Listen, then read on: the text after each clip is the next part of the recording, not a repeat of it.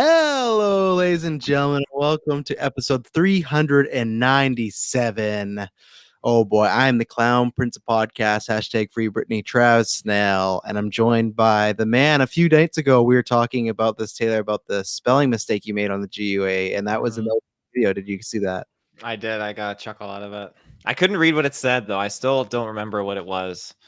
The video quality is so bad back then, you can't really tell. I think if you were to listen to the cast, you would be able to know, but I don't know what it is, so... I'm the Green Bullets, Taylor Field. I also want to note, I'm actually surprised you're on the Free Britney train now, because that's been going on for a long time. I heard it on the radio this morning, so there you go. It's been in the works for ages. It has been. Yeah, but it's like this is like so.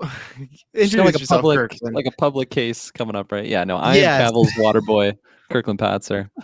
I am raring to go. You didn't want to free Britney from the beginning. You're a bastard, huh? You've always hated her. He saw it trending, and now he's like, "Oh, let's do this." I gotta up my brand. Yeah, hashtag free Britney. Let's get plugs out of the way, and then we'll get into this. So, Taylor Field, where can they find great openings like this? As always on the internet, we're all raring to go. Yeah, we're raring to go. Yes, raring to go, ladies and gentlemen. You can find us with your internet connection in the search bar. GeekVerse.ca. That is our home base, ladies and gentlemen. You're going to find lots of awesome stuff there. And not only that, GeekVerse.ca, yes. And be sure to check us out on our social media. GeekVerse on Facebook, GeekVerseCast on Twitter, and Patreon, which I'll segue to you, Travis. I do round it back to me because I got something I want to shout out and start promoting. Wow, 2 nights in a row he stole my Patreon plugs. I just feel like the way you were saying .ca was one word, like GeekVerse.ca, like very Canadian-ish. But yes, Patreon, that is where you can get the best and the greatest content we put out, just like these casts.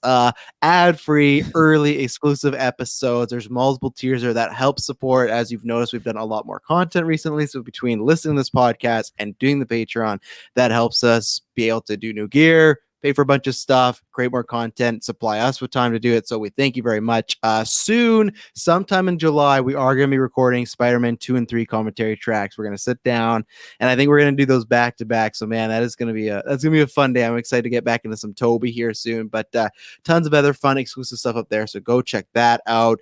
Check out every week. We're doing Loki reviews. Me and Taylor are reviewing Fast and the Furious this week, or I guess tomorrow, probably by the time you're listening to this. Tomorrow, Saturday. It might be if we get back, because you're not seeing yours to like 8, didn't you say, Taylor? Half an hour after you. Yours is 7:30, right? Yeah, but it's like a 2.5 hour movie, so we're starting review at like 11. I want to get good seats because, like, when you look at the theater, it's like all the way to like the left side. It's like, who wants to watch a movie like this? It's not ideal. I've had to do it once before, and your neck actually hurts like by the end of the movie too. So, oh yeah, going to the massage. Good on you for making that decision, especially on a long movie like that. At first, I had no idea what he's talking about when I said the review might be 11. He's like, I want good seats. I thought he was referring to like us reviewing. I'm like, I don't know what any difference his house has having good seats. But yeah, so it'll either be out Friday or Saturday. If we get back Friday and we're just Thursday, we're just fucking toasted. Maybe it won't be right away. But this weekend, you'll be getting one regardless. Podcast feeds, we got 4 of them. We got the main one, we got the reviews one, we got the news one, and then we got the retrospective one. So go check all those out. We have our podcast network, which thank you for very so much supporting that, because they are a few days away from having their biggest month again. So we're on our 4th month in a row. They're on their 3rd. So just everything geek that we got going on is just killing it right now. So thanks for listening to that. That Long Halloween review is doing really well. So listen to that I was on there with Travis Hines, 7 days a week, 9 shows. So check that all out. It's all in the description. Go down. You can find all our podcast feeds. You can find YouTube. Please subscribe, whether it's here or Twitch. Give us your Twitch Prime. Kirkland, I'm not sure if you've done that, but your clock is ticking. And then, do you guys have something planned for this weekend-wise streaming? Or is that still TBA or TBD? Definitely going to be something happening come Sunday. Keep your eyes on Twitter. Dylan shouted out he wanted to try out some Vermintide, so if he's still down for that, we might dabble into that one. I'm not sure if Taylor's available for that, but there'll be some sort of streaming come Sunday. I was going to say, like, it's like Left 4 Dead, but like high fantasy. With Taylor won't want to play that then. Yeah. Doesn't look good. No. I was going to suggest, like, it'd be cool to go back to one of the first stream games that we had done, or even I'm telling you, Sea of Thieves, that Jack Sparrow DLC's out. That'd be a Is good it out streamer. now? It came out, yeah. Okay, maybe we'll do that actually because I know Dylan's on there already, and Get Travis in there. Oh man, ooh, Well, I don't know if you're around, Travis. Well, I wouldn't be opposed to playing it, but ask me on air if I'm free when I do not know. I didn't have it in the books. I would potentially play it. I don't know if this weekend's in the cards, but I would potentially play it. You know, so we can. Yeah, but I don't know if that's what the plan is. I don't know if you were to give me heads up a few days ago, be like, hey, we were thinking of Sea of Thieves, then I know. But now on the Thursday, going 2 days there, like, oh yeah, Sea of Thieves, Travis, you in? I'm a man with multiple kids, multiple things on the go, but he's in. Yeah. I don't know. Yeah, don't take that as a confirmation for me. So we'll see. They're streaming something on the weekend, so that's always good. Trying to think if there's anything else to promote, but no, just on Apple iTunes, go give us a review. 5-star written review would be nice. It helps us all the time. But I think so let's talk about this Free Britney thing quickly. You said that it's always been like that way, huh? Yeah, and there's so many. Have you ever seen all those like TikTok videos of people like diving into the subliminal like messages that she leaves behind in her videos, like all the things that Britney does? No. There's a whole variety of videos you can watch where people are like, if you're in trouble, like wear this shirt on your next video, like this color and this style to a T, and she wears it. And there's all these other different things that she does in her videos that it basically emphasizes there's certain things that are kind of like holding her, like not like literal handcuffs, but like figurative speaking. Seems like it based off court today. Her family is like I want to look more into it, but like her family is definitely in control. No, they're fucking terrible people. Yeah, I was uneducated. I knew a little bit about this, but I had not known this much. And yeah, looking up today, this whole like conservative like hold they have over her, like, man, that's like when you look into it, it's like that stuff you put on people that are in comas and stuff like that. It can't make decisions for themselves. It's like super bad and shady. How like started as temperate. Like, go look into it, but like, yeah, it's just a side thing. But yeah, it was just fuck. It's just like, and that guy, her dad, man, what a piece of shit. You got no way to call yourself a dad of that stuff. It's just crazy. And it's funny, just last week, I was like you said, I know this has been going on for a little bit, like Kirklin said, like a court thing happened today. So that's why it was more prevalent. That's why I have it there. But this was the first time I took a deep dive into it. And it is some crazy stuff. It's not cool, not good at all. So yeah, that's you can look into that. Starting the cast on a huge high note. But I will say, even before that last week, completely separate, I was listening on Spotify. The Patreon or the playlist was Singing in the Shower, and man, like I always know it's a good song, but Oops, I Did It Again hit, and just sometimes there's certain times when songs just hit in your life, it feels like the first time. Oh my god, like it was fucking good song. It still is, like I listened to the whole bike ride home. I just had on repeat. Good stuff. It's yeah. So Taylor, you said you had one more thing to get out there. Yeah, I mentioned it again on our charity stream we did. Why can't I remember? It was like the PCRF charity stream, I believe, that we did not too long ago.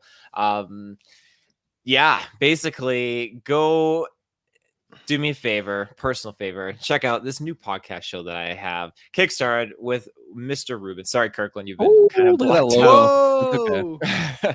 okay.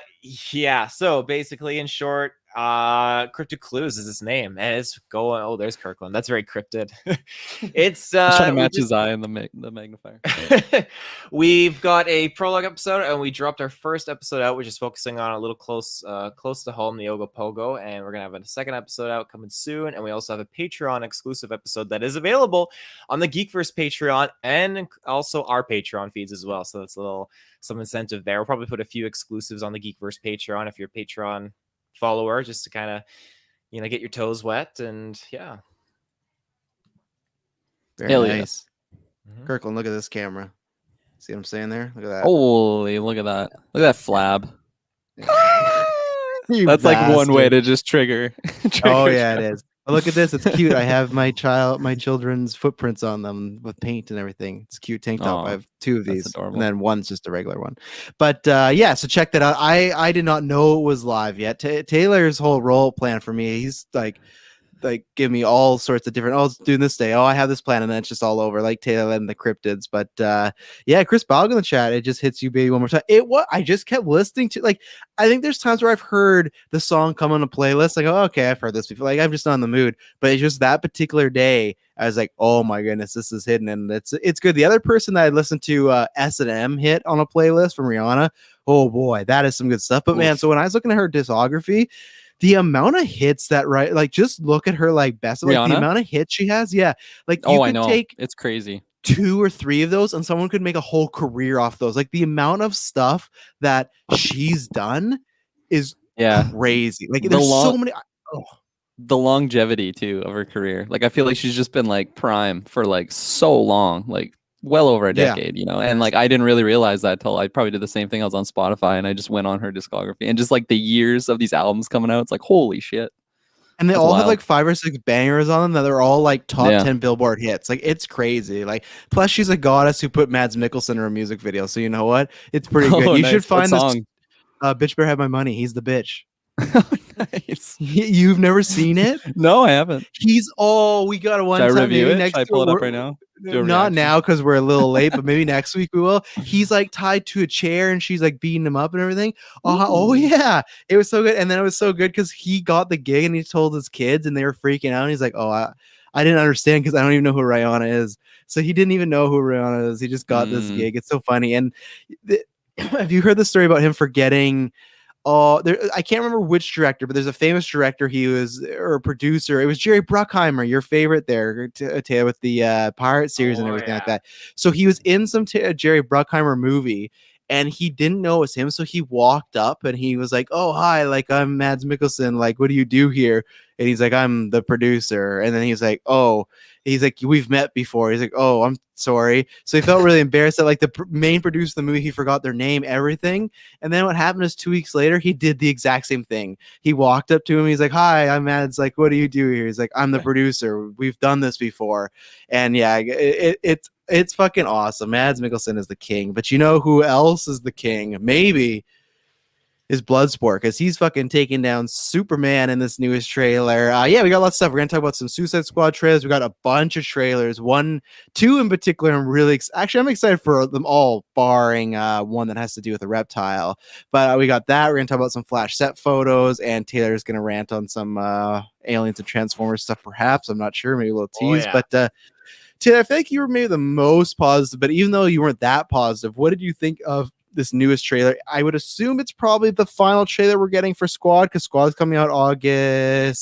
It's like a month and a half now, so I can't see another trailer between now and then. Yeah, we'll get a bunch of like TV spots and teasers, I imagine, but that's about it. So what about, did this float your boat? Are you raring to go? So I in terms of like just the hype level and the music from the previous trailer, I like the other trailer a little bit more, I'd say, because it just was like quirky and it had me excited, and just the Which music one? Really remember, cool. We got 2. We had that Rated R Red Band, and then we had the other one that leaked, and then they put it out. It would have been the Red Band one, because the other one that leaked didn't have that song that was like kooky, kind of like the Red Band one had that song. Wow, you're like, forgetting what band it was. This is the same thing with the original Suicide Squad. Remember, it's only fitting. That's true. It's Dylan Steely Dan. Dylan's not in here. Yeah, Dylan Steely Dan. It was dirty work. There you go, Steely Dan. There you go. Yeah, I like that trailer a lot. This is not. That being said, this trailer wasn't bad. It was enjoyable. It was a lot of fun. Again, we got some backstory. Apparently the whole Superman thing totally went over my head, because you were talking to me about it earlier. I was like, what? And you're like, you watched the trailer? Like, what? Rewatch the Red Band trailer. It's like, this is great. I got confused, but I rewatched it, and then it was like, okay, it makes sense. But I still thought it was like a little bit kind of off-putting. But yeah, I thought it was a good trailer. It showcased some more characters, and it showcased Idris Elba's character, which again, I was happy to see what his motivation is. So, family, this is random game news. I think Kirklin needs to buy it. Horizon is on sale on PlayStation. Well, it was on free a few weeks ago. That's when I picked it up. No, you did pick it up. Yeah, he'll never play it. He'll play 5 minutes. And he'll be like, this game's great. and then he'll just never complete put out my it there. 5-minute review. I should start doing that. Just 5-minute like initial reviews, just like review intros to games. Yeah, I've done a lot of them. Yeah, we'll talk more about the Superman thing because there's always some fucking noise with DC fans and whatnot. But Kirklin Patzer, what did you think about this trailer? Yeah, so I like this trailer. I think I'm with Taylor, and I like the Red Band one the most so far. I don't know, it got me really hyped for the movie. I feel like I didn't have any hype until that first trailer, and it did a really good job of getting me excited for it. And every trailer since then has just been like, oh yeah, okay, I'm still excited for this movie to come out. It hasn't like blown me away or kind of deterred me in any way, but I really like the character stuff. What's Idris Elba's character's name? Bloodsport. Bloodsport. I like. No, I the said Bloodsquirt. His name's Bloodsquirt. Yeah, it's Bloodsport. Quit trolling me, Travis. It's gonna be one of those. Taylor's gone. Oh yeah, the guy who trolled my flab. Come on now. Fair enough. No. Boom. I like the stuff between him and his daughter, and I also just really like the scene of them on that jet thing, and like all of them just together. It's just another fun scene, and seeing them interact with each other. I don't know. I think it's gonna be a fun movie, so I'm pretty hopeful for it. And yeah, this trailer did a pretty good job. I love that. This is the good thing, and this is why I try to always explain to the GUA people that you guys are so just off the map sometimes. Like, you check in every once in a while, but you guys like don't know any about the Superman stuff, right? Like, why people are mad about it. I was gonna say because like I follow the GUA on Twitter, and then I see like people's reactions of just oh, these DC people, and just like just having like conversations about what's going on. But I feel like I don't follow what's going on because I have no idea what's going on other than just people's descriptions of the situation, and I'm just like, there is some shit going on right now, and that's why it's fun to come on cast so that you explain it to me. Yeah, I was definitely in the thick of it when we were released a Snyder cut like that, and like a few months ago. But now, as I've said before, I've started to mute no one from GUA, but just like there's maybe mutuals that we all know that just like tweet too much, or they just like they just get so mad, or they quote tweet a lot. I have nothing against them. It's just like I don't care about this drama anymore. Like some stuff I did, like I guess it felt like a few months ago some of it mattered, but now I really don't care. Maybe it's just because the world's getting back to normal and I want just fun in my life. So now I just laugh. But before I address that, yeah. So I don't know, man. The trailers are just fine. My favorite one was the Green Band one, actually. That like nah, and it was like really slowed down, stuff like that. I liked it. It was a little more intense. But I've said this before. I just wish Gunn did something different. I'm gonna be a broken record, but I just don't have. This is the best way I can symbolize it.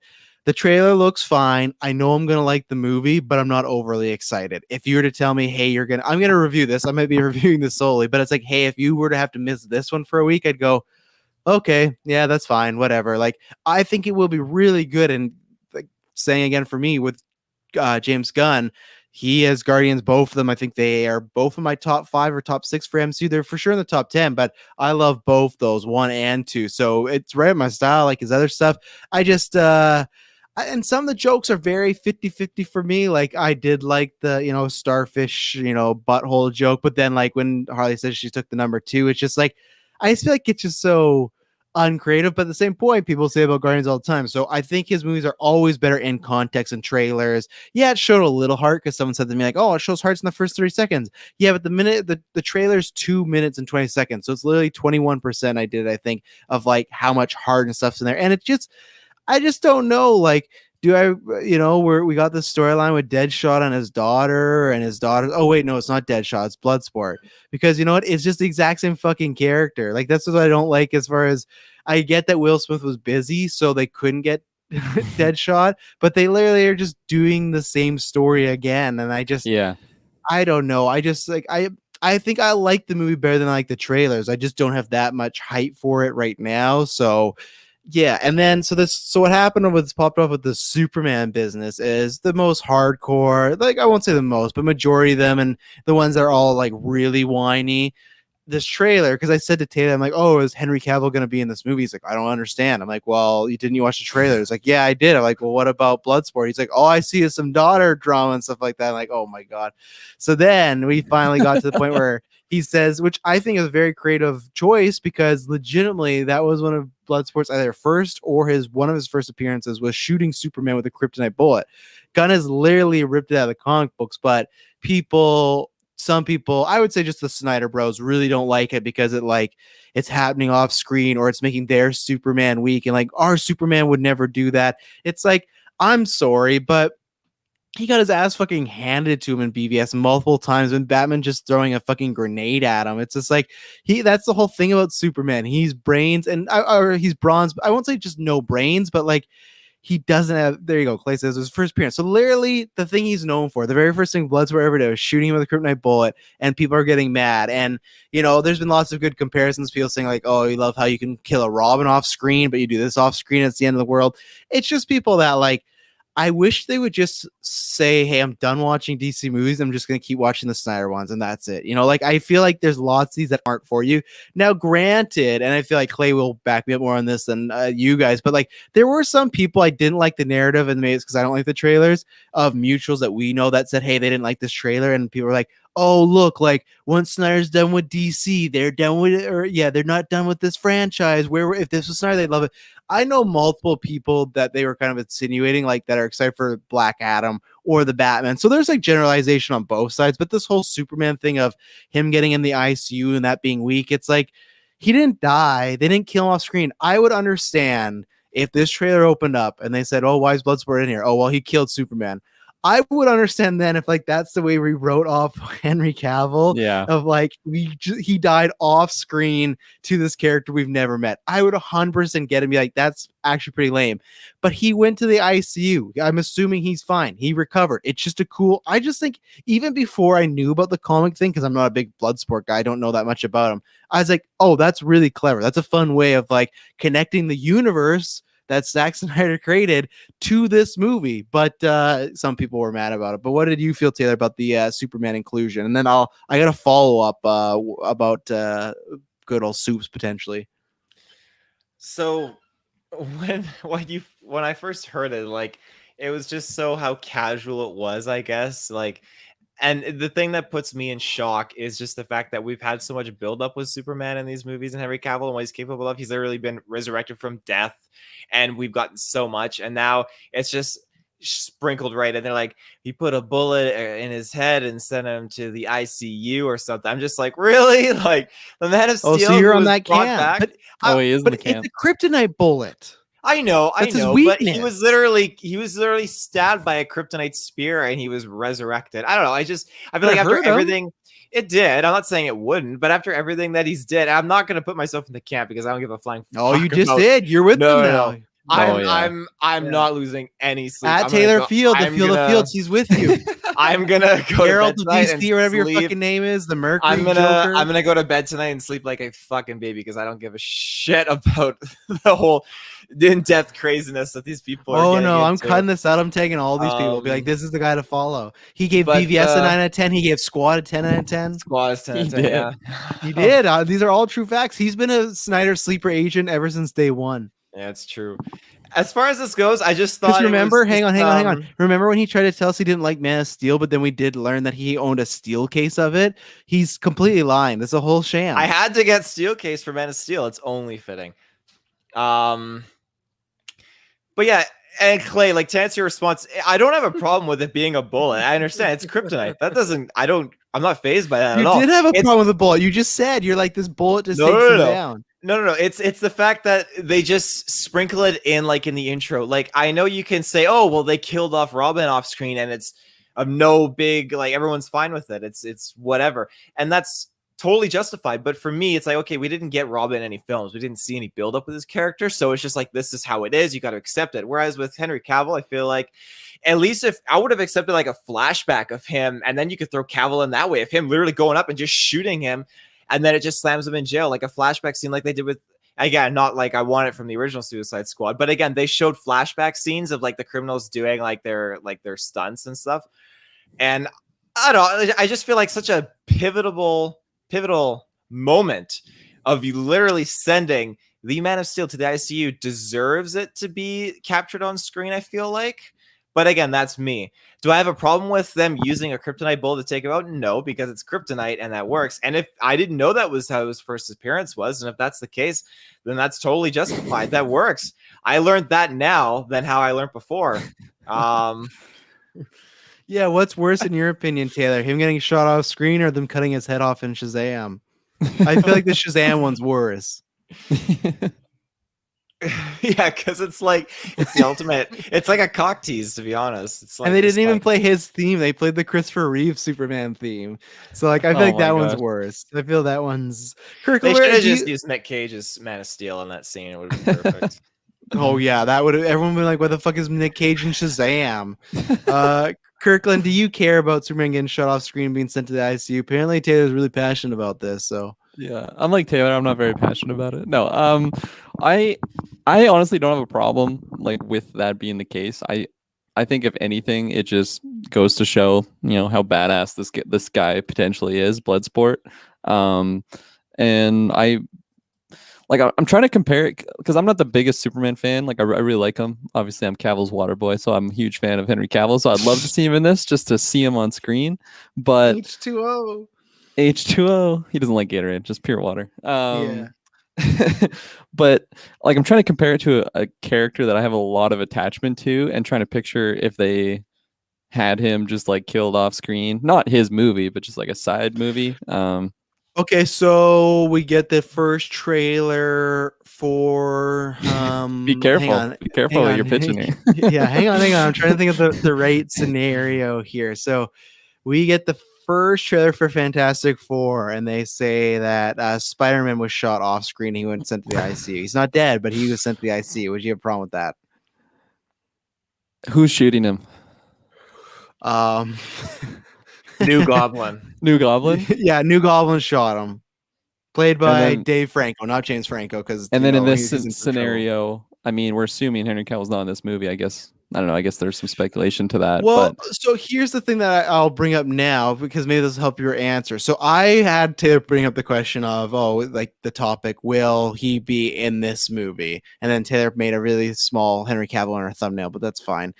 So we have this question because I feel like there's a little hint here. It might just be a little hint, but here's the kind of fun thing that dropped today with the trailer. It was confirmed that Zack Snyder is an executive producer on this. Now people wonder, because there's a whole bunch of things about like executive producer. They're not all the same thing. Sometimes that means they're very involved. Sometimes that means they're just getting a fucking paycheck. But I don't know. And then don't string me up and say, you told me the truth. No, this is stuff I've heard from other people. So if I'm wrong, they're wrong.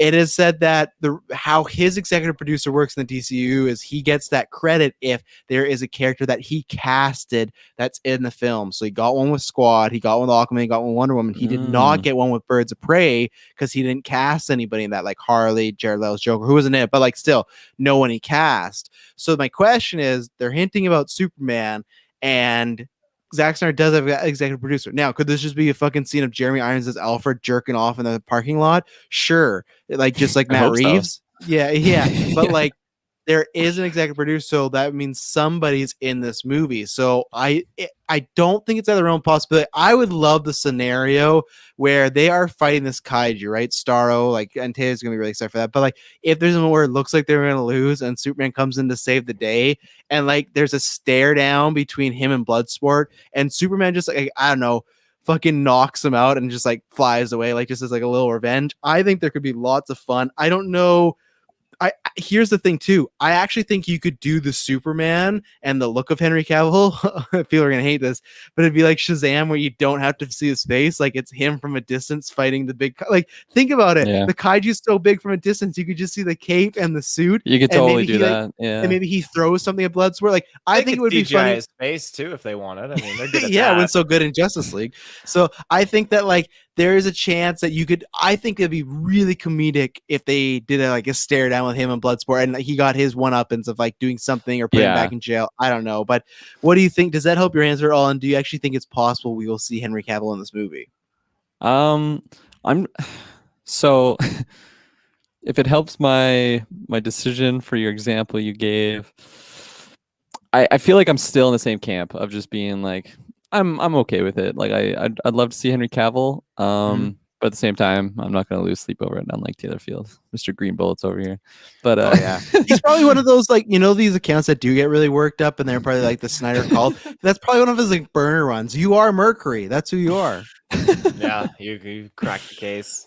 My favorite thing is Taylor has no idea who I'm talking about, which is great. So, and then if I think Cavill's going to be in here, I think just budget wise, like he's a pretty expensive guy to just like throw in for. I can't imagine he'd be a big part of the movie. So if we're going with this hypothetical situation of he's fighting the kaiju and then they just have him like being Superman soaring through the air and stuff and just being a silhouette. I think that's the most likely situation if they are going to incorporate Superman in there. And honestly, I would actually really like that. Like I said, I would prefer to have Henry Cavill in there, but I can't ask for too much. But I'll also just like it's DC, you can't ask for too much, you know. No, exactly. But you just mentioning how like maybe there's like a stare down between Superman and Bloodsport, and like it would be so funny if it's just like his red eyes, right? Like you know that he's staring at him, like he's got like the laser beams ready to go, and he's just like showing that intent, but you don't actually have to show the actor. Or if they're in like the dark or smoked or something, so it's like you just see the eyes and like a silhouette of him, but you don't get to see his actual skin and face as far as Henry Cavill. Again, I would love to see the fans' reaction of Shazam, he gets his head cut off. In this, you only see like a silhouette of him. Man, people get fucking pissed. They're like they're gonna hate James Gunn. Oh yeah. But what's I'm gonna ask Taylor's second opinion on this after this ad break. So, Tia, if Henry Cavill were in this, would this make this any better? As far as, sure, he gets shot off screen, he gets put in the ICU, but if there's some sort of button with his Superman or him, would that be, get you off the negative train a little bit here? Well, again, I don't see myself on a negative train at all. Like, I'm excited for the movie. I don't know where the negativity is coming from, but as far as it goes, I'm gonna put my prediction out. I think there is like a strong 8 out of 10 Henry Cavill could be in this movie, and I say 8 that out of 10. I feel like there's a high chance, and I say that Whoa. because we've had Ben Affleck appear as Batman in the other Suicide Squad. So what's to stop James Gunn from thinking, that would be cool to have a scene of Henry Cavill come in some shape or form? I don't know. A lot's changed since 2016. I think that's the problem. Warner Brothers been bought twice. Zack Snyder was kicked off and then brought back for Justice League. Ben Affleck's been through rehab and a divorce, and now he's back with J-Lo. I don't know. A lot has changed. But then he's now Geralt Rivera, Henry Cavill. There's lots of things going on. But James Gunn has that paycheck. He's gonna be like, "Oh yeah, Cavill, you fucking want it, don't you?" So. Why is he like a prostitute? Like he's like a stripper. Like you want it, don't you? Is that how they talk? I wouldn't know. But you might find out.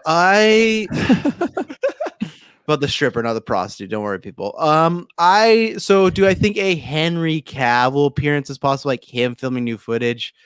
Sadly, no. Like we've talked about this before. Warner Brothers just fucking hates Henry Cavill, and I think the reason they do is I've always said this is because unfortunately for him, he's the poster child for the Snyderverse because he was the Man of Steel, right? That kicked this all off. Mm-hmm. So it's like, well, it's Zach's fault, and it's your fault too, buddy. But it's like it's not his fault. He's just the actor. So I think we could get a silhouette situation. What did make me backtrack this was James Gunn saying, like, someone asked him what Superman did, and he's like, I don't know. It could be Henry Cavill. It could be whoever Warner Brothers decides to recast Henry Cavill if they did that. I don't know. It's just that he shot Superman. So that made me think of two things. Either one, that was just shutting down, or two, he's playing coy and having some fun. But I think that would also be another slap in the face if he just recasted Cavill right there. But that does make me think, though, if this whole thing is true about the executive producer and Zack Snyder getting credit, I do wonder who that character is. I don't think it would be Ben Affleck. I don't see Momoa or Gal doing it. Ezra, out of all of them, I see Ezra has like the best chance because he's a movie coming up. So maybe they thought of something, but I don't know. So like Cavill, the main Justice League, but it could, like I said, it could be Alfred, it could be Lois Lane, it could just be some side character. It could literally be Lawrence Fishburne, and he's like reporting the news. So it's like, I don't want to get too crazy, but I do like the theory, and I would love it. I think that would be a big pop moment in the theater if you just heard like that, like the wind breaking, like and you see his cape. It's like that would be hype because you're not really expecting that. And like I said, I think Starro would be a perfect scenario of, even if it was Cavill or not, fighting the CGI monster flying. Like, I think that's set up right there. So I hope it happens. I hope Gunn is kind of lying and having some fun with this. But would I bet my house on it or bet anything? No, I don't know. Family Clay says Ezra and Suicide Squad again might as well be a full-time member. Yeah, I guess he had that mini cameo, but I just mean like maybe he caught Boomerang again. I don't know. Like that was a quick show and tell there, Taylor. You literally show the comment, you took it away. Wow, it's like that's enough time, but which is fine because he still thinks he beat me. So let's see. I wanted to bring up now Hansy's question because this was about the DCU. We have more DC. Well, and here's the other thing too about Cavill. Well, okay, fuck it. Let's do it now. Hansy, I'm going to put your question in a second, even though I feel like you're trying to get us in trouble with your question. But so Flash photos came out this week. As far as you got Ezra in a suit, he's looking fine. He has a massive ring. People are really freaking out about his ring because you guys don't know. At some point, he gets the Flash costume in the ring, so that's how he can hide and just like jump into it. People are like, it's so big. I think it's literally there just so they could track it and CGI it later. I don't think it's gonna be actually big. Like, pull up the set photos and look at his ring. It is massive, but there's no way he has that because everyone in the fucking world will know he's Flash. But we saw that. We got our first look at Michael Keaton, which was just great. You can go back a couple days ago. I did a solo cast, like an opinion piece, but he has like the same like receding hairline wig that he did as Batman 89, which is cool. Batman 89 is 35 years old this year, or 35. That doesn't make sense. It's something like 32, but it's like it's year anniversaries when we're recording. 2 days ago, a year ago, is when they announced Michael Keaton, so that's fun. And then we also got our first full look at Sasha Calle as Supergirl. Now, I just want to ask you guys about the looks, and then I have some follow-up questions about some theories going on with these photos. But Taylor, what did you feel about the look of Keaton, the look of Ezra, and then the look of obviously new Supergirl suit? So it's very Cavill-ish, but has a different design. You got the red fully, like the whole top's red. There's no boots. It's all blue. So what were you digging or not digging from these set photos? So as far as Supergirl's suit goes, all I could see was Captain Marvel's suit, and that's just from like the shoulders, just how it works. That's all I could see. Again, I thought it did look a lot like it. But it was very reminiscent of and notable of pulling like the qualities of Henry Cavill's suit and then just kind of like making it unique, but then again pulling the Miss or Captain Marvel kind of aesthetic into it too. But again, I like it. It's trying to make it its own thing for her, which I think is good. It's one thing to be trying to be like an equivalent rising Kryptonian with a suit that is already taken by, like, as you said, Warner Brothers, like lead star of this universe, Henry Cavill. So like you gotta have qualities of it, but it has to be unique in its own right so that she can rise up in her own position as it's just his exact suit. Not even like not even a female version, just literally the suit off his back, and they're like, here, put this on.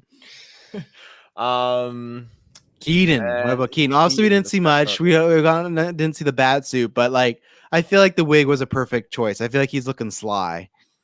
Yeah, I think I was just seeing him. I was just waiting for him to be in like Bed Bath and Beyond, and just like, don't go chasing waterfalls. Like, just creep. But I'm super excited. I love movies with Keaton, and I think he's great. I love them as Batman. He's one of my favorite Batman. Him and Christian Bale are easily my number top twos. Ooh, I'm forgetting one in there. Kirk, what do you think about these set photos? Yeah, so I really like the look of Keaton. It just reminded me a lot of, Batman 89. Just a little old and grizzled now, but he's still looking suave and he hasn't lost his style, so I appreciate that. I didn't catch the ring when I looked at it the first time, very honest. I also just don't know much about Flash, so I didn't know that he even had a ring in the first place. In these set photos you're looking at, did you see the car Bruce Wayne drove up into? Oh yeah, holy shit.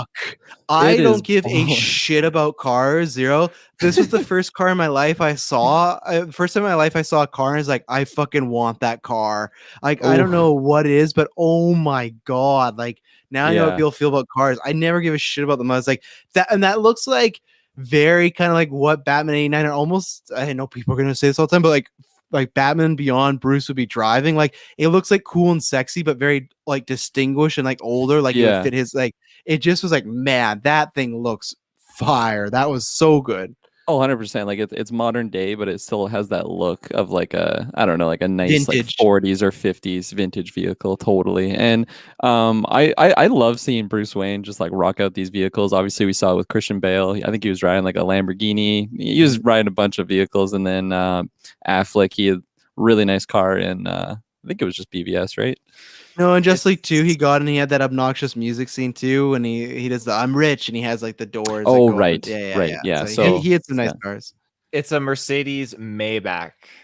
Oh, Maybach. I heard that in a Oh. Kanye West song, so it must be good. Oh, I can't wait to buy one day and just sit in it.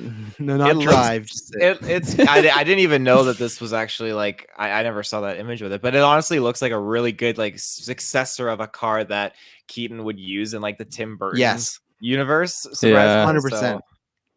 Yeah, he just brought his own vehicle to set. It's like, can we just add this to the movie? Yeah, Keaton Keaton's is just Bruce balling. Wayne. Yeah. Yeah. And what about then Supergirl? yeah, Or Supergirl, Superwoman? We don't know. whatever she is, super female. Superwoman. I don't know how I feel about it because I have this like image in my mind of I think I expressed it in the group chat of just like I really like the look of like the skirt cape. Yeah, he's like every female needs to be in a skirt if they're a superhero, and I was like, man, Travis that's really sexist. Travis probably took a screenshot of what I said, but it wasn't. Yeah, it wasn't like, that fuck bad. Lady Loki, douche, worst character in the MCU. I just turned in think the Taylor talking about Captain Marvel. I just think it's such a cool like look, and I love seeing different variations of capes, whether it's a shoulder cape or a full-on cape. This instance would be like a, I mean, you could throw it skirt, but like a waist cape. I guess that's how do you feel about an is. ass cape? Ass cape? That's when people tuck their shirt into into their pants and it hangs over their ass. I used to do it back in the 11 days. It reveals when you fart though, because it'll like wave. Flag That's risky. Wind. Yeah, those risky some powerful farts. Oh my god, powerful farts. But like I like the color tone of it all, but just that shot of her just like hanging there, it just looked so like they reminded me of like an animatronic like suit when they're like, you know, they're like motion capturing people, and it's like, okay, it looks weird, but that's okay because we're gonna digitize it on the scrin and stuff like this. And yeah, for me, I'm much better. Yeah, I'm not sold on it yet. I hope it'll look really cool in the movie itself. But like I said, I really like the colors. I thought like the top half of being red and then the bottom blue, it just looked really cool. What? Kirklin, full Bruce Tim pointing chest and skirts. Yeah, that's on his backdrop right now. Marvel in like the 90s, 80s, you know. yeah. Song, cleavage for days. Yeah. So this caused a few conversations, but I want to ask you guys a few things. One, it was reported by some people in the DC fandom hate him, so I get it. But anyways, there's this guy named John Campy. He's a podcaster, and he's not a scooper, but he has friends in the business. But he put out that Keaton is going to have a similar screen time to what Indiana Jones' father had in Indy 3. So just to kind of give you an idea. So that's a pretty sizable role if it's that. And of course, these rumors and whatnot kind of got brought up and the debate got brought up. So I'll start with Batman and then we'll go to Superman, woman, girl, whoever it's going to be. Where are you guys? Because it's been a year. It's literally been a year and 2 days since we've heard Keaton news and we had talked about this. Where are you guys now on him replacing Ben Affleck in the DCU as like the Batman, whether it's he's the Batman or what's been reported is he's going to be the Nick Fury that would recruit people, a team. Maybe he'll train his own Terry or Batgirl.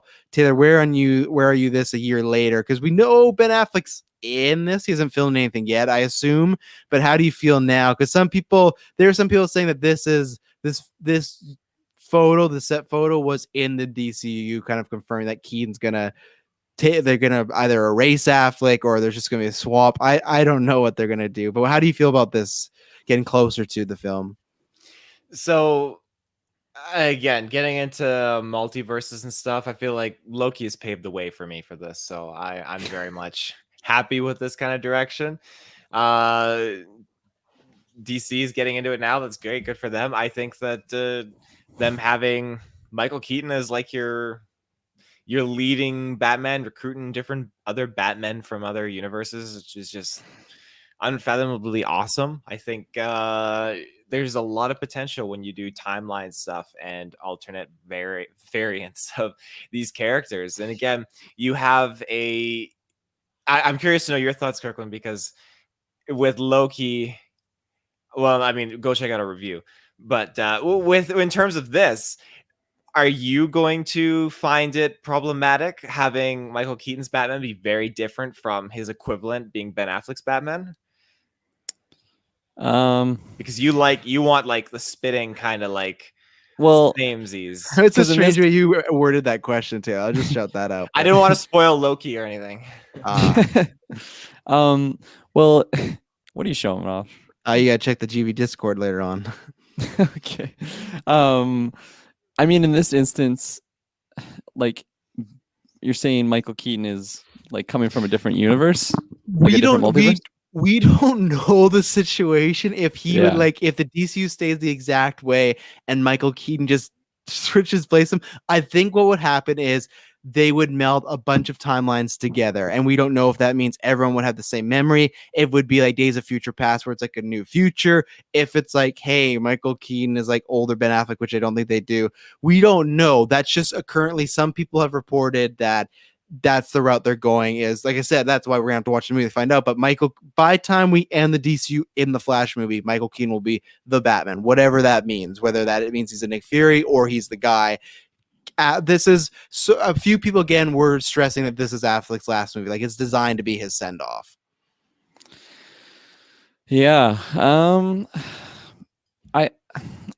to answer your question, Taylor, I'm not sure how I would feel about it. I feel like I'll have to see it on screen just because there's too much speculation as to what the whole just like situation is going to be with these types of people on screen. Because as of right now, we're just dissecting these set photos. But yeah, I was going to talk Loki, but like you said, I don't want to get too into spoilers if anyone isn't fully caught up on that. But go check out the Loki review so you can hear our thoughts on that. But I feel like I kind of forgot that Affleck was like even involved in this. I feel like I was just pulling from like Batman 89, and now I just got old Michael Keaton, with this universe, and I was just like accepting that. So that does interest things though, because like what you just say that this is the new Ben Affleck, it's like, okay, like we can run with that, but him, like his gray hair and everything, he just looks like an old Michael Keaton Batman from 89. Yeah, like I think it's like a spitting image of it. Yeah, and I wouldn't want that because then we'd lose the 89 continuity of like if we're bringing him back, just have him play that character. Like I don't want them to bring him back to play old Ben Affleck. I want them to bring him back to play old Michael Keaton. No, exactly. Yeah. And I don't know, like I think it's messy if they want to just do that, because then like what, you're just gonna completely like retcon like all of Affleck's stuff because he was a part of this universe. So is the only answer to actually true, but like is their only answer to go into multiverse stuff? I feel like they don't want to do that just because MCU is doing it and they're doing it pretty well right now. And I feel like a lot of people will just see it's like, oh, here comes DC's attempt at copying them and the whole multiverse stuff that they're doing. But well, it's especially because their Spider-Man, if all these rumors are true, is going to be out before this. And that's the problem. But I think at the end of the day, with Keaton coming back, I don't think people will look at it as like, oh, Marvel beat them. I think they'll just be happy Keaton's back. I think that it's going to be messy, whether they meld universes or what, because I think that's what's going to happen. You're going to be like, oh, this Supergirl, she was from that universe. And so that's my like follow-up question is like, okay, so if that is true and Michael Keaton is replacing Ben Affleck as a melding of the universe, does that mean Henry Cavill is the same way? Like this is his official, like he's done? Because there's been a few theories shout out for this Supergirl as far as she is the classic, like his cousin. So, okay, you could do that, Kara. You can do Laura Kent, who is Lois and Clark's daughter. And if you look at the comic book, her suit and her hair is she got the exact same haircut. This lady had longer hair and she cut it for this role. And that looks the exact same as Laura Kent. Or the one that I heard, which I just think would trigger the fuck out of everybody, that they go to a multiverse and this is just a female version of like Henry Cavill Superman. So it is a Loki situation going on, and that's why. So does he leave Lois and like hook up with himself for another universe? Maybe. So some super boning. Yeah, that's a lot of shockwaves to the Gotham and Metropolis and stuff. So I think they're just like going tremors going on all throughout the city. Yeah, what's happening? All the super people are fucking again, and just sperm everywhere. So like I think it's just like a tidal wave. You think Starro's big when you see Supercock? Taylor, so what scenario do you like there? Female version of Henry Cavill, his cousin, or their daughter from like a future, whether it's a multiverse or like Flash is going in the future, maybe their daughter's just older. Again, though, I don't know what that means as far as she's in these same set photos as Michael Keaton. So I would assume when this universe melds, she's there. So like unless they just bring in this character and they say, hey, Henry Cavill, this is your daughter, and they do some sort of weird like Back to the Future, like he is this age and she's this age, but just like multiverse stuff. I feel like if Affleck's getting replaced, if that is true, let's say just flat out Keaton comes in this universe replaces him, I think that happens the same as Cavill. But as far as the scenarios of what the Supergirl may be, is there one that interests you the most? I like the idea of it being like the Man of Steel equivalent of the Woman of Steel from another universe. But if I was like to play it safe, prediction wise, I'd probably say it's his cousin. Kirklin, what about you? I feel like the most likely situation. Oh, I don't even want to use those words because I feel like I'll just definitely be wrong. But I think the idea of it being their daughter is actually really interesting to me, because then that would actually open up a lot of just possibilities of getting, someone like Keaton from his own world in there. And again, you are running the lines of a multiverse stuff, but like maybe they don't even have to have multiverse stuff. Maybe it's just, I don't know, something to do with time. I don't know. Maybe that's too similar to multiverse, but I think that idea is just really cool. But for me personally, it's just really convoluted and messy to explain right here. So I hope there's someone wiser than me that could do that, because I think there's a lot of potential with that. But if I had to put my chips in one corner, I think I'd go with Taylor, and it's just his cousin, because then you don't have to worry about slicing up the things. You just have Keaton there being Michael Keaton or something. I don't know. That's such a interesting thing to me what they're gonna do with that. Yeah, you can listen to DC Alliance. I'll shut this out now too. Clay says, I predict she might be a Supergirl in a different world that Superman never landed on Earth. And I could agree with that, because what I think, Clay, and for you guys, I think what they could do is she could still be Laura Kent, but she's not Superman Lois's daughter. She just, like, it's the exact same story as Man of Steel, but instead of it being Henry Cavill landed, it was her, and that's why she's Laura Kent, because you could still do that, like, why are you laughing? You think I'm saying I'm just thinking word? Of the father death scene. Do you think she lost her dad the same way? Oh fuck. It's like, don't. Yeah, she didn't go save her fucking dad from tornado either. I'll be loving the movie, and she'll be a kick-ass Supergirl, and then they'll be like, what happened to your father? She's like, oh, well, he went back for this dog and a tornado. And I'll be like, well, fuck Sasha K, Supergirl, right? She didn't save her dad. That was the whole thing, too. People were like, where are the people that say he couldn't be fast enough for a tornado, but he got hit by these bullets? The problem was never that he wasn't fast enough to do it. The problem was he just didn't fucking do it, because that was whole poorly written, and fuck Pa Kent in that movie. But I digress. And Family Life says also, is this going to be their Dark Phoenix? Do you mean Dark Phoenix in the sense of quality? No, just because I trust, sure, this could be messy, but I trust Andy Muschietti a lot more than fucking the guy, what was Simon Kingberg, who directed his first movie ever on Dark Phoenix, because Fox was fucking idiots, and they're like, hey, this guy who has never directed a movie, let's let him direct Dark Phoenix, this huge X-Men property, for the first time. No, It Chapter 1 is arguably one of the greatest horror movies of all time. It Chapter 2 is a letdown, but it's better than the majority of other horror movies. So, and I Mama was good. So I trust Andy enough that I think it's going to be at least decent. Could it be messy? Sure. Is it going to divide the fandom? Absolutely. I think it will be the reverse of BVS. The same way there was a shockwave through the fandom, and it was that. I think it's going to be the reverse, where it's what we saw with Last Jedi and Rise of Skywalker. When Last Jedi came out and a bunch of people were pissed, most of those people were happy after Rise of Skywalker. And then the Last Jedi people that would love that film were pissed, because lots of people love Last Jedi because, like, oh, look, they made Rey and nobody. They're doing something different. Rise Skywalker comes around, nah, she's a fucking Palpatine, bro. So like, I think it's gonna be the exact same way, where the people that hated BVS with a passion will love this, and then the people that didn't, well, like I said, have that reverse reaction. Luckily, I liked BVS. I'm in the middle, so I'll probably just like this one too. So it's gonna be interesting, and I think that's the thing, because I've heard people need to shit or get off the pot, because last week when they showed the Supergirl suit, like just like the logos and everything, it was really cool because it has like similar markings to Cavill's suit or Kal-El's suit, and has like inscriptions. So people, Cavill's. So people are like, look, Andy is respecting the Snyder vision. He loves Snyder's work. He is a man of the people. And then 2 days later, when these rumors come out, they're replacing Affleck or Superman. Fuck Andy. He doesn't understand Zack Snyder. How would he replace it? Like, people just either going to hate Andy or not. It's going to be like that the whole year, but I don't really care because it's just comical now. I think some people are just getting worked up. I'm going to enjoy the movie because I like the director. I like the people, other than that, Ezra Miller. I'm excited to see Michael Keaton. I love that rumor of him possibly having the same screen time as Indy's dad in 3, because that means he's not just popping in for a little bit, having a cool fight scene and leaving. I think that means it's something substantial. And even if, like we've talked about this before, some people go like, oh, I don't want old Batman. If this is just his only film, then that'd be great if he had that screen time. And then we got some Patreon questions I'm going to throw to after this ad break. And we're back. Before I have these Patreon questions, was there anything left on the set photos? These have to do with the set photos, but was there anything specifically you guys want to shout out that maybe I was still talking?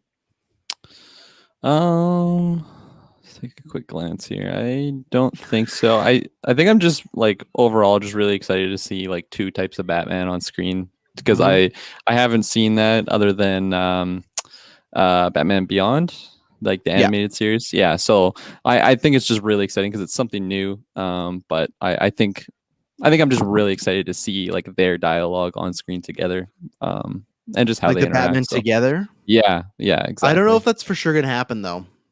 Ooh, okay. I think there's still a chance that Barry sees them both, but I don't know if they see each other. Okay. I think if they were smart, you have to do that. Like, even just like, and this interact with each other or not? Yes, interact with each other. Just even from a marketing standpoint of showing a trailer of 2 Batman together, right there, that's money. So I think they'd be dumb. But I also see a scenario where helping Barry to fix the timeline to get to Keaton's universe, like Affleck has to sacrifice himself or something, and that's how they lose him. So I could see them never meeting, and I think at least they should do a set photo together and be like, look at this movie has 2 Batman. But yeah, like I said, we live in a world where we got a new Star Wars trilogy and those 3 characters weren't together. So if that can happen, I sure bet you shit that there's a chance that Affleck and Keaton don't met in this movie. You know, like even Disney, the money machine, didn't force J.J. Abrams to be like, hey, in that first movie, I want you to get a fucking shot of Leia, Luke, and Han all together. That never happened. Think about that. Never happened once in the 3 movies we got. So if Disney said, nah, don't do it, there's a chance Warner Brothers might say, nah, don't do it. So Maddie asked this to me, but I can throw to you guys. He said, Travis, I know you're really excited for Keaton's return, but is there anything that you have one concern about him regarding him or his role in the film, what it would be? Like I said before, now with the screen time sounding longer, that was my one concern. It was just like short. Then I'd be like, okay, it's great to see him, but I want more. I think the only worry I have, and I don't think this would happen, but is just if he wasn't checked in, if he was there for a paycheck or he didn't take it that seriously, like he didn't really care, that's where I'd be disappointed. I don't think that's going to happen, but you look at something like 2017 Justice League. Now, Ben Affleck was in rehab. He also, if you look into that with him shooting Joss Whedon, he fucking hated it. And there's rumors he wanted to stage a walkout. But when you watch that movie, you can just see that Affleck is not there at all. He's there to say his lines, get his money, and go. And that's fine because he fucking hated his job at that point. I'm not saying that, but I'm saying if that would be the Keaton route, but I'm not really concerned at all. I don't think so. I'm still on board. I know some people are. I'm on board with Batgirl, being trained by him, or Terry being trained by him. I think it's the same when people go like, you're going to have a DCU without Bruce Wayne. Yeah. You know why? Because you have the Batman starting and that has Bruce Wayne, like Wonder Woman was a big hit. We don't know how the second one would have done. Aquaman, like Aquaman's their biggest film of all time. It's funny to say, but it is. So it's like, I think you could do a Justice League 2 and not have a Bruce Wayne. If you have Bruce Wayne as old Bruce Wayne, you have Terry McGinnis or Barbara Gordon as Batgirl, I think that's fine. I think that works. As long as you have the bat symbol, people will be on board. And people also bring up this like, oh, without Bruce Wayne, people are starting to accept other characters now. Like you have Miles being embraced right now. Sam Wilson just became Captain America. Like people are now starting to be like, you know what? Oh, I can see someone else as Spider-Man. Where before it was like, no, I can't see anybody else. It has to be Peter Parker. Yeah. I don't think we're in that world anymore. You know, it's starting to change. So we're definitely transitioning away from that. That's for sure. Yeah, and Family says with the news of Ford being injured, do you think Keaton would put himself in the position? No, because I think Keaton's smart enough to use a fucking stunt double. I don't know why Harrison Ford is like choreographing fights right now. Like, get the fuck out of here. Like, I don't know what they're thinking. Like, you get the fact that Johnny Depp, who would always say, until you need a face shot, I'll be over there, use my stunt double, and he was like in his 40s. But you have Harrison Ford, who's 70, being like, yeah, let me do. Like, I respect the moxie, but it's like, yeah, dude, you've almost died a few times. Force Awakens, a door almost collapsed and killed you. Maybe just go sit down. Well, it just broke his foot, but yeah, I guess like the Millennium Falcon, like the door broke and like fell on him. It just broke his leg, but like yeah, it was it could have been something else a lot worse. So. He thinks he's some like 30-year-old. 100%. Do you know how many plane crashes he's been in? Like real ones? Yeah, you should look it up. He's been in countless ones. People have talked about them taking away his license because he's just like crashing all the time. Yeah, but he crashes all the time. He like has a death wish. Unlucky. He's just like no, I don't think he's unlucky. Planes keep going down. I'm like, I think there's something suspicious with this guy, but no, he's the one flying it. So that's crazy. Do you have anything like you're concerned about Keaton wise? I think like other than what you said, because that would just be disappointing if we saw that's a quick. I like that little trick. Geez, lost my train of thought. So you like what you mentioned, where if his heart's just not in it, because that would just be disappointing. It's like you finally get to see Keaton back in this, possibly the same role, possibly. Yeah, keep throwing me off with these image changes, but so that would be disappointing. But also, I think honestly, I'd be disappointed if it is just like, oh, this is Ben Affleck's Batman, and then they're just interacting as if that's the same guy, and they just don't talk about it because they couldn't get Affleck back, so they're just having Keaton as the stand-in. Because then it won't be as bad as the Ralph Boner situation, but honestly, no, I think it's getting there, honestly, because it's just like they just don't touch upon that he's just this guy again, and I don't know, maybe it's a bold statement to say that, but I think for me personally, I'd be pretty disappointed if that was the case, which is obviously likely, or not likely, obviously possible. Mm-hmm. Well, like censored there on the image. Phil, is there anything you're concerned about as far as Keaton being back, or you think it's all gravy, baby? I mean, that's what stunt doubles are for. They're not gonna make him. I mean, he's no Harrison Ford, but I mean, they're not gonna kill the bastard. He's gonna be earning a paycheck. Don't he's gonna do a good job. Don't take Keaton away. I got no qualms with him or any problems with how they're. I fucking hate Michael Keaton. All right, we'll go with Summer Hansey's question, who, like I said, is trying to get us canceled by the DC fans. Where should DC Studios, there is no DC Studios, that's the problem, it's just fucking Warner Brothers, put its main focus on, in your opinion? For example, DCU movies, CW shows, animation, live action, past and verse, Batman, etc. aka what should be the first priority when it comes to take the talent, time, budget, etc. Definitely not the CW verse. They can like that's a good thing to have on the side, but I don't think that should be the first one. I was just laughing because if Clayton Stretch is like, oh yeah, Batman has to be the first priority, but so like if you're like, there's two versions of me. I'll say like put out all these ones. You put out Pass and you put out The Flash, you put out some other projects and you see what's hitting the most and you go with that. But if you literally say like, hey, none of these projects will come out except for one, like I don't hate to say like that's a very difficult position to put me in that I don't like, because you're asking me, I either have to give up Michael Keaton coming back as the Batman, but then I have to, if I choose Keaton staying, I'd have to know Batman. Like that trailer we saw, I never get to see that movie. It's just non-existent anymore.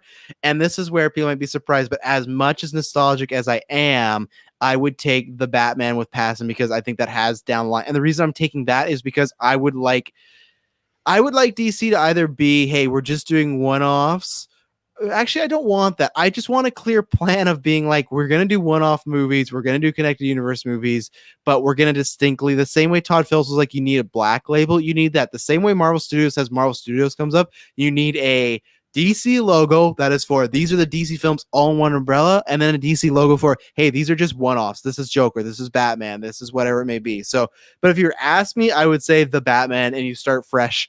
And I think that would, because like, DCEU has had success, Aquaman, all this stuff. But if you're asking me as far as what I would do in my position, I would just say, okay, cancel everything else, go with the Batman and see what that does. And if that does really well, then start a universe off of that or create a new universe separately. And then if it fails, we'll start over. But that's me. What about you, Taylor? What's DC? What should they put their focus on in the next 5 years or so? I would say, I mean, I'm excited for the Pattinson. I think that's the way to go, to be honest. I would say movies second.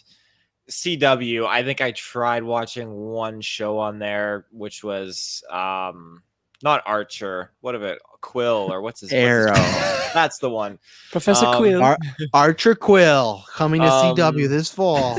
I tried to get into that show, couldn't get into it. I watched Superman and Lois is really good. I'd be down to give that a try. The only thing that I actually searched out from the CW shows is Ezra Miller's Flash cameo, because I thought that was pretty cool to have that kind of connection. The first 2 seasons of Flash is great. Specifically the first season, man, that's like a really good, like, I don't know, 12-hour movie. It's fantastic. And season 2 is really good. And Superman and Lois right now is really good. I watched Arrow up until about season 4, and then I was out. And then Flash, I was caught up on like a year ago, and then I stopped, and everyone just says it's cringe now. So I'm not. Is Titans a CW show? No, that's a part of its own separate thing, which is also a fucking mess of a show. But hey, I got Dick Grayson. Yeah, he looks good. Good casting. Yeah, he's good. Yeah. So you're same thing as Pat. So are you maybe 3 for 3, Kirkland? Are you also given the going the pass inverse, or you guys a different answer? Well, I don't have anything against CW. I've never seen their stuff, so I'm not asking for more stuff from them. DCEU has been pretty much a mess since it started for me personally, so I would axe that one as well. So that means you would never see another Margot Robbie Harley Quinn, though, if you axe it. That's the DCEU? Yeah, because Birds of Prey squad, she's a part of that, right? So if you axe that, she's gone. Gal Gadot, gone.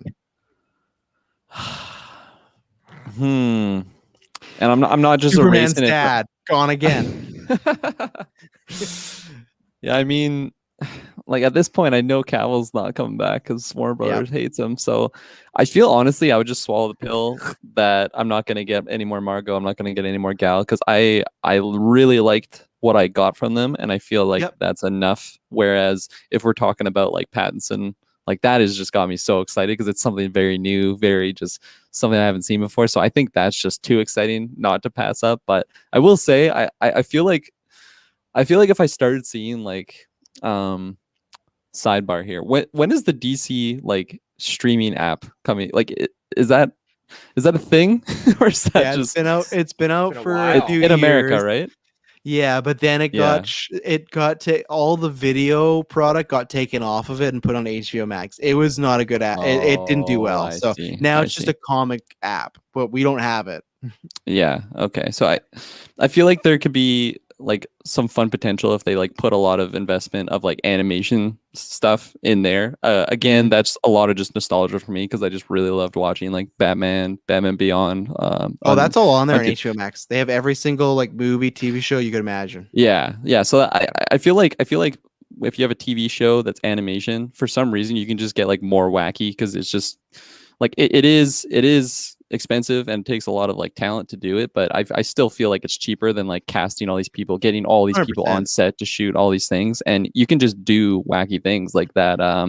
What's like that the Batman Japanese show? Like I think just wacky ideas like that is just appealing to me, but I still think Pattinson is just top notch, especially because I'm just growing like a boy crush on him lately. You know, seeing him in Lighthouse, seeing him in Tenant, like.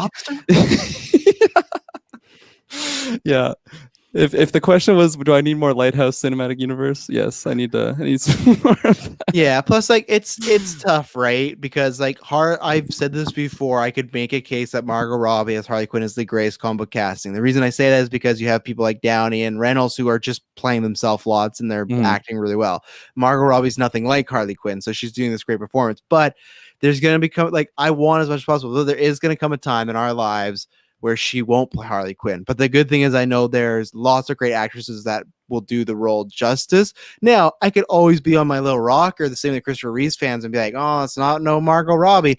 I'm worried I'm legitimately worried every day that I'm just gonna fucking hate the MCU guy who plays Wolverine. You know how much I think about that? Every time I see a picture of Wolverine, I'm like, there's not gonna be Hugh Jackman. I just know wake up in cold sweats. I use Emily's like same dream. Yeah, same dream. yeah. They cast Taylor Lautner, but no, like I used a gif of Hugh Jackman the other day, and I was like, I don't know why I just finally settled in. I'm like, man, we're never seeing him again, and like we're gonna get a new actor in the next 5 years playing Wolverine, and I'm not ready for that. I don't think they're gonna match up, and that's why I just want them to do X-23, just do that and leave Wolverine alone. But that same thing, like I may feel that way about Margot Robbie, but they'll at least find somebody good one day. And well, at least the hope is they find good some one day. So maybe it was a boring answer. Sorry, Hansi, that we all picked Robert Pattinson's Batman, but we're just hyped for that movie. That movie is would have been out like I'm pretty sure the original release date was June 25th. It would have been out this Friday. My goodness, that's fucking depressing. Yeah, that's wild. Yeah, I'm fucking pissed. Now I'm in a bad mood. I cannot wait to see that movie. That was trailer, the original. Oh my god, was the original date for Black Widow like 2 years ago? Yeah, who fucking cares? What's Black Widow? She's dead. We know what's happening. Come on now.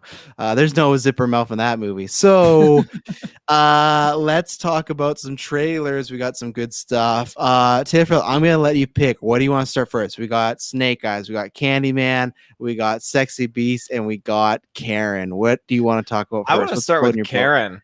Okay, I knew you were gonna go that route. I just knew it. I mean, I thought it was a joke at first because, like, I saw you commented on it, and it was like a movie named Karen. I'm like, okay, this has to be one of those fake trailers.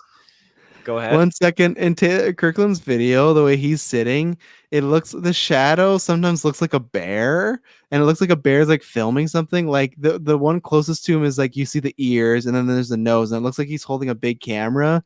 Yeah, it's a little less now, but I just want to shout that out. It's just Shay like making a shadow on the wall. Yeah, I just have Shay standing there. I don't have a webcam, so I have to just use a camera.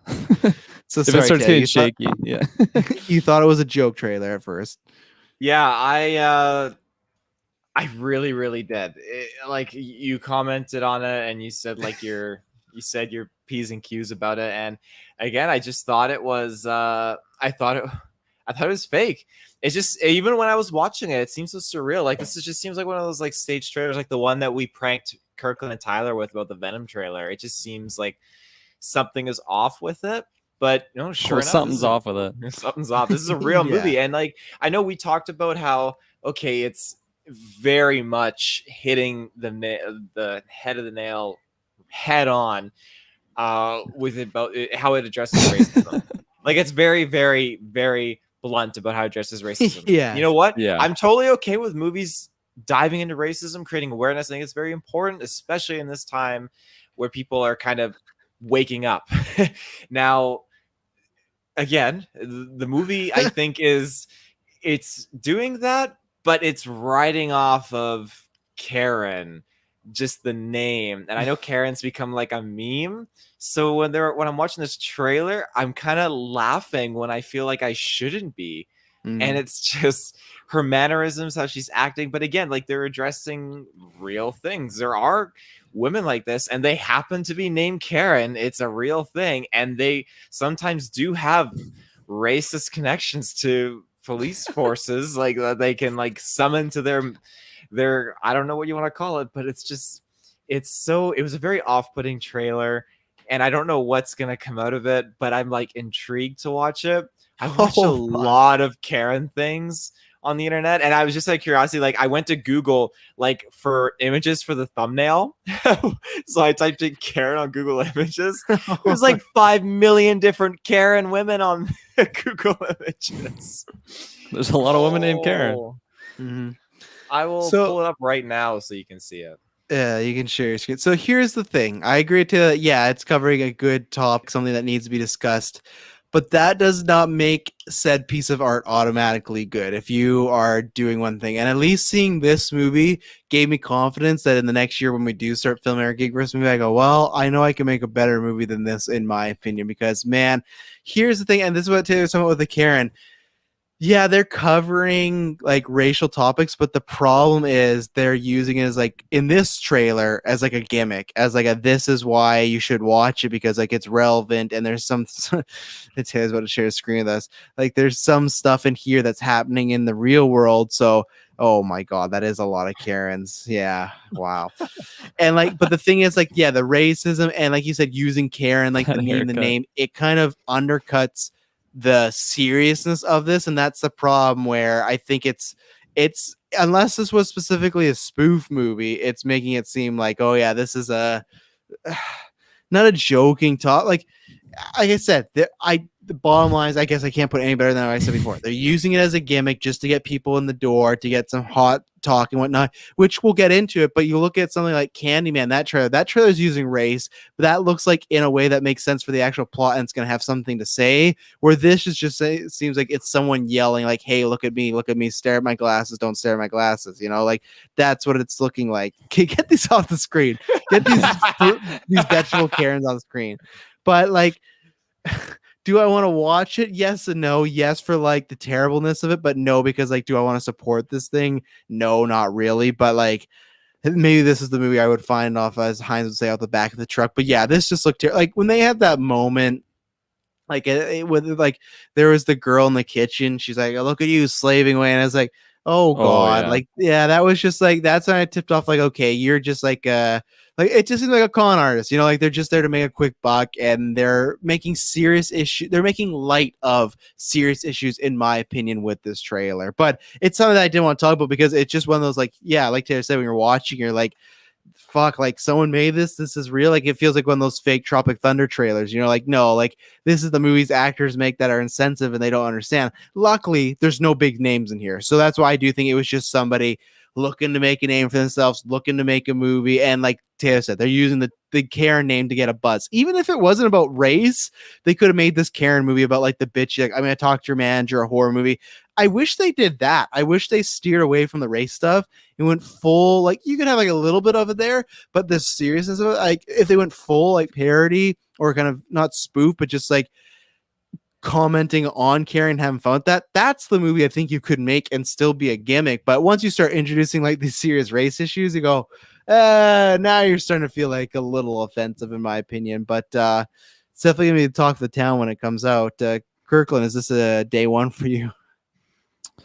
I don't want to watch this movie, honestly. You don't have to. No one will force you to watch this movie. When I was watching the trailer, I just like pretty much what you guys were summarizing of just like it, like I wasn't sure if it was supposed to be goofy. I wasn't sure if it was supposed to be very serious, because there was just moments that were just so like shocking of like, oh my gosh. And then, you know, that's where they would like enter like a comedic joke or something. And you're like, oh, it's like shock humor or something. And it's like, nope, okay, no, this is serious. And then it's like playing along like the suspense, and then it's like getting just like, especially when like the cop stuff was coming in, I don't know, like I feel like I was thrown off like right away, and then it like really didn't help like the scene that you set up when like the lady's just slaving away in the kitchen. I'm like, oh my gosh, okay. And then it just like progressed, and I just was really disinterested in it. The whole like Karen stuff online, unlike Taylor, like I just avoid videos like that. It's just too much for me.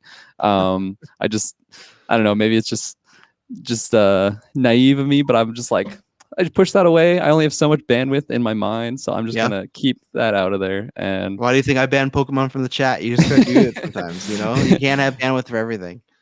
Yeah, exactly. And I don't want to reiterate everything that you guys said, but just overall, I'm not gonna watch this movie, and it's I saw something online. It's like the director is so delighted that's being like compared to Get Out. It's just like, oh my god, who's even comparing it to Get Out? Like, I know. Ugh. People were comparing it today as like a bad Get Out. Like this is Get Out with no talent, but he didn't take it that He's way. Delighted, Again. He's delighted. Yeah.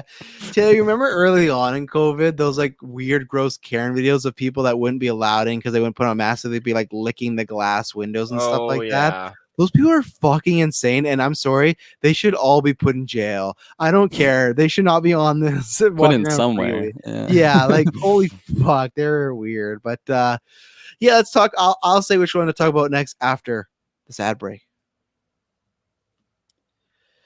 And we're back. Let's talk about one, like I said earlier, that looks like they're going to tackle some racial topics, but actually do it with some subtlety and some actual well-written dialogue and plot, perhaps. Candyman. This is a trailer we got a long time ago, but then we got a new one today. It's funny, we were just talking about that Kirklin last newscast, but like, oh, Candyman, it's been a while, but August 27th, it's coming on my birthday, so it's going to be a really cool 19th birthday present. I can't wait. Or 20th birthday present. It's going to be a good time. So, Candyman. Taylor, you've said before you don't know anything about this, but does this trailer have you intrigued to go see this? Obviously, it's Candyman, where it is taking it's like a prequel or rebootquel. They say it's rebooting the franchise, but they're keeping some things. I like that word. They're keeping some things and characters from the first like iterations of these movies. So, as someone that hasn't seen many of these, does this interest you of just this guy trying to look in the legend of Candyman, but accidentally wakes it up? As someone who is looking into Legends myself, I respect the storyline quite a bit, and it's intrigued me very, very much. So I think that this is gonna be Taylor one day with fucking like one of these. It's gonna be cryptid. Yeah, one of these cryptid monsters. Yeah, and he's gonna turn into like the fucking blood yeti or whoever they are. Oh no, yeti, the skunk ape. Oh god, Chupacabra. Yeah, I think the trailer was very enticing. I liked how it was kind of setting it up like the guy is becoming like the next Candyman. That's how I took it, at least. I think that's definitely they did in the first trailer too. Yeah. So I mean, I'm excited. I think there's always an interesting concept in these horror movies where you have your protagonist going out trying to learn of the lore, the legend. I think that's what kind of made like the original Ring very intriguing. Yeah, and it always ends bad for them. It always does, and I don't think that's going to be any different in this movie. I think it's going to be very bad for him. So I'm interested. Yeah. What about you, Kirklin? You were talking about last week that you were still pretty excited for this, and that was without a new trailer. 100%. And like even just on the weekend, I was seeing my dad on Father's Day, and like I was just telling him like, oh, like remember Candyman? Like I think I showed you the trailer like over a year ago, but like it's just got so. He's like, no, son, I watch sports. Well, no, he was talking about like the original Candyman. Like he remembers those. Joke was that he didn't love you. Calm down. But yeah, no, this trailer. Oh, like you just mentioned, like I didn't even need a trailer. I was just so hyped of just like remembering what the first trailer was. I didn't rewatch it after we talked about it, but this trailer is just really just got me amped up again. I'm raring to go. I didn't realize that's Monica Rambeau, eh? Yeah, that's exciting to see her on screen. And the director of this is directing the terribly named The Marvels, but she's going to be working with her again because Nia DaCosta is directing The Marvels, so they're reuniting. But yeah, nice. that is Maria Rambeau. So yeah. Or Monica, sorry. Monica, yeah. Maria's her mother. But I love this trailer. Honestly, I'll have to rewatch the first trailer because I can't quite remember too much of it, like details wise. But I think as of right now, I think this is my favorite one. I really like that little like shot of it wasn't really animation, just like the shadows of like the little characters, and then like you see like those paper cutouts. Yeah. Or whatever. That was just really cool. Oh yeah. Eerie. Yeah. Oh, very eerie. And overall, it was just a very eerie trailer. And I'm super, super excited for this movie. It's definitely on my top something for the summer. I don't know. We just did that episode. I forgot what I yeah. There you go. You picked you picked Gunpowder Milkshake is what you picked, actually though. Yeah, so that one's coming out before because this is in August, right? I think August 27th. I just said on my 20th birthday. Come on now. Oh right. Forgot that you have a birthday. The big 2-0, guys. Whoa. It's a big landmark, you know what I'm saying? Yeah, I'm much like these guys. This trailer is great. I was in with the first one. I'm down for as far as I'm not seeing the director, but I like the style. I've heard good things about her, as we talked about last week. Yeah, it's just like he's such a phenomenal actor. He's such a good looking guy, but like, man, as an actor, I think he's going to be Academy Award winner one day. And I just love this premise of, it seems like maybe the Candyman needs a vessel to start fucking shit up, and this poor guy is going to be it. But you can't really say poor guy because he might have asked for it. But then I also like they're getting even more revisiting the Candyman origins as far as this story, as someone was giving these kids candy and they had razor blades and then it was killing these kids, and they just assumed it was this black guy. They kill him, but then like weeks later it happens again, so clearly whoever was doing it was not him. So I love when there is even the same way Freddy Krueger's a bit different, because it's like, he was a killer and pedophile, but like the parents decide to break the law, they lock him in a house and they burn him alive. So it's kind of that thing of like, well, you sin, so it's like a sin answers a sin. And that's what this kind of is. It's like, you killed this guy, but you were wrong to do so. You took it in the wrong hands, and now you and maybe generations of people are going to pay for this mistake. It's like a morality tale, right? It's like maybe you could have not done that and this wouldn't have happened. And I think definitely, obviously, that's where the race is going to play in. But again, this felt natural to the origin of Candyman, even in this trailer, opposed to what we got going on in Karen. So this film, the only thing I worry about is I just worry I'm getting too hyped for it. So I'm trying to keep my expectations. I'm not trying to think it's going to be a Golden Geeks best of film, but I want it to be. I really want us in January to be like fighting for Candyman, because that would be great. But do you think this is going to be the last trailer, or do you think we'll get another one before August 27th?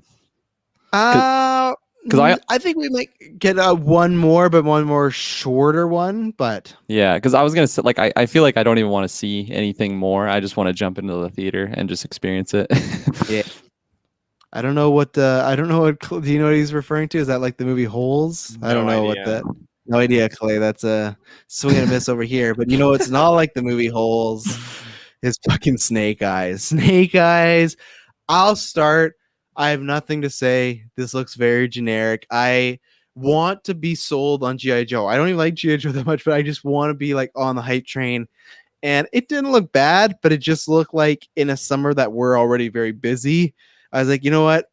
I think this is one of the reviews we could skip off, because in July we have like Black Widow, we have Space Jam 2, we have Escape Room movie, all this stuff. And then like the one after is like, it's Snake Eyes, and I don't know. I like Samara Weaving, she's in it, so that'd be like the only reason. And I like Henry Golding too. I like them both, but I just feel like I've seen this movie before. Humor didn't really hit with me. The action looked good enough, but nothing that wowed me. So I think this is one I'll be skipping, unless maybe I'll see it Shoot Tuesday. Maybe I'll do like a later review in the week. But as far as this getting my hype level, like if a trailer is supposed to sell you on seeing a movie, this ain't it, fam. This ain't it. So what about you, Kirklin?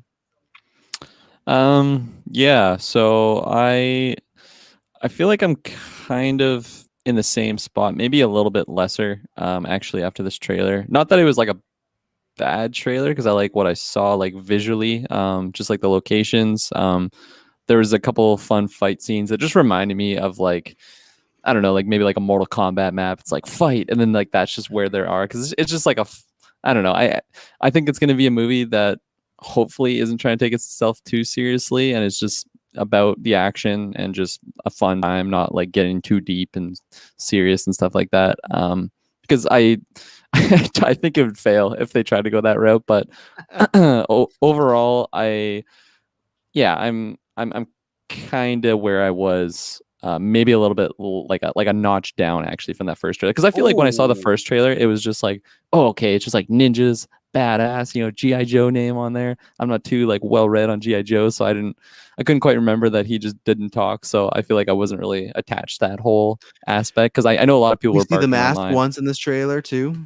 Yep, that's true. I do worry that shot of him putting the mask and jumping on the bike is the ending of the movie.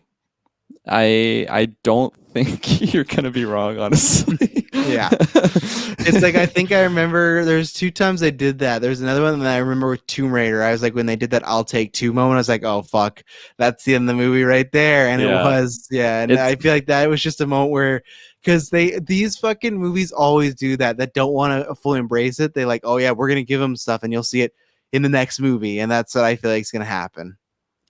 honestly, like I've seen it so many times before too, of like a movie like this where it's just like an action movie and then they have like the badass line and then that's just the end and then it rolls credits. So I've seen it many times before, and we should remember this actually. And then when it is, oh yeah, I will, yeah. because I will at least try to watch for Golden Geeks, because at least I'm Yeah. somewhat interested. I'm interested in it to see it, but not enough to rush. I don't even know if I can say I'm interested in seeing it, but I will watch it because it's a franchise that I'm always hoping is good. I don't even have much for G.I. Joe, but it's just like I kind of like the concept. Like I said, I like Samara Weaving, so there's enough for me to check it out. But it might be like a wait till it's on Netflix sort of deal, or maybe a very cheap Tuesday or something. But yeah, it's not that thrilling right now.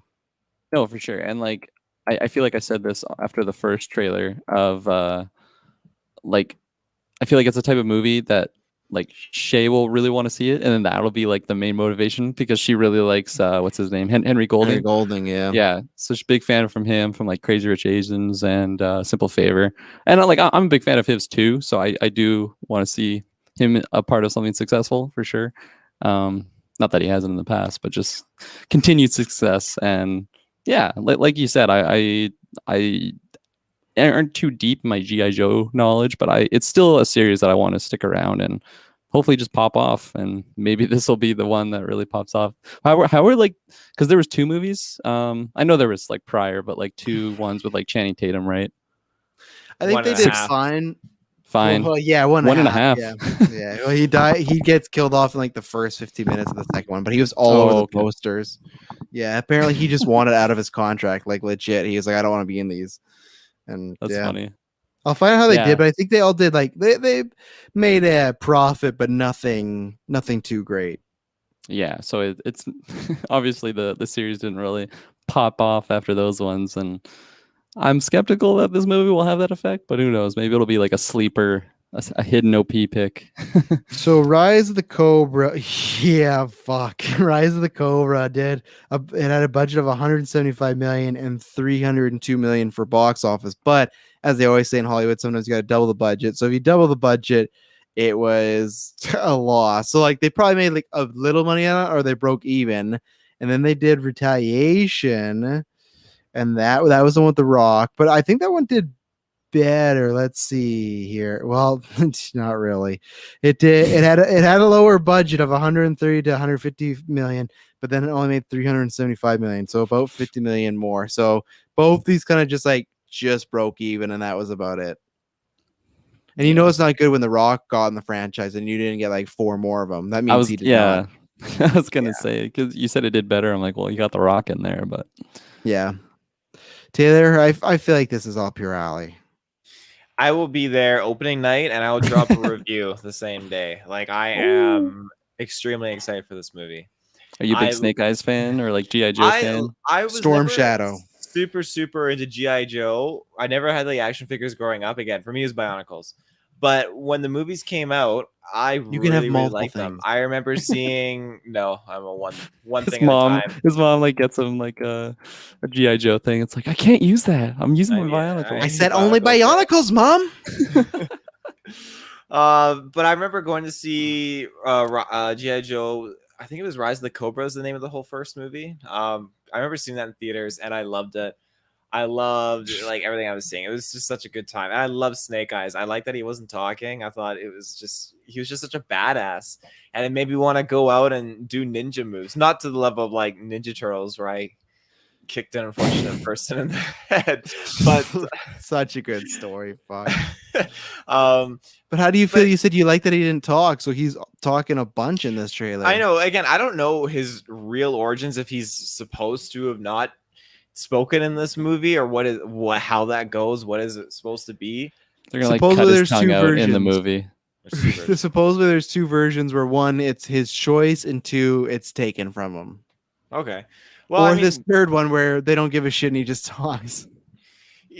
That's fine. I mean, it's not gonna like break the bank for me. I'm just happy to see him in the uniform. I'm happy to see him do some kick-ass moves, and it just looks like he's got some cool origin storylines forming here. And again, we get Cobra, a little bit of Cobra sprinkled in there.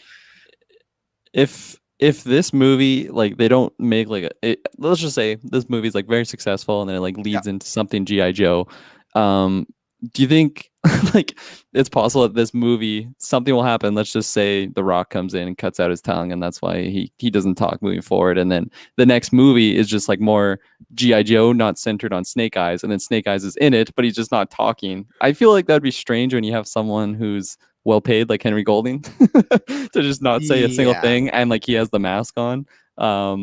That's why I never thought that. The second they cast him, I'm like, well, that's fucking. There's no Snake Eyes now. I think you would get maybe a quieter Henry Golding, but never a non-talking Henry Golding, in my opinion, unless the franchise grew big enough that there was multiple other stars. But yeah, like and same thing, you would just put Henry Golding in the helmet 24/7, unless like they did a sequel and it wasn't actually Henry Golding in there. It was just like a guy. And that's what I was kind of thinking.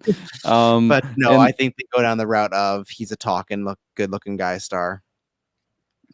Taylor, what do you think? My hypothetical situation. I mean, if he talks, he talks. If he doesn't, he doesn't. It doesn't bother me. I mean, heck, I'm just happy to see him doing some ninja stuff. I got a couple like ninja movies on my shelf, like Ninja Assassin and Ninja, and like it's just some good stuff. I got a bunch of ninja movies, Ninja Assassin and Ninja. Two of the most generic movies. Yeah. Ninja Turtles. I was gonna pose another question. Oh no, no. What? Oh no, he's gone, and you know what he's getting? He's getting his movies. How do I do? Go ahead, ask me. He might have been gone. I was gonna try and take his image. Madison might finally be leaving him. Great movie.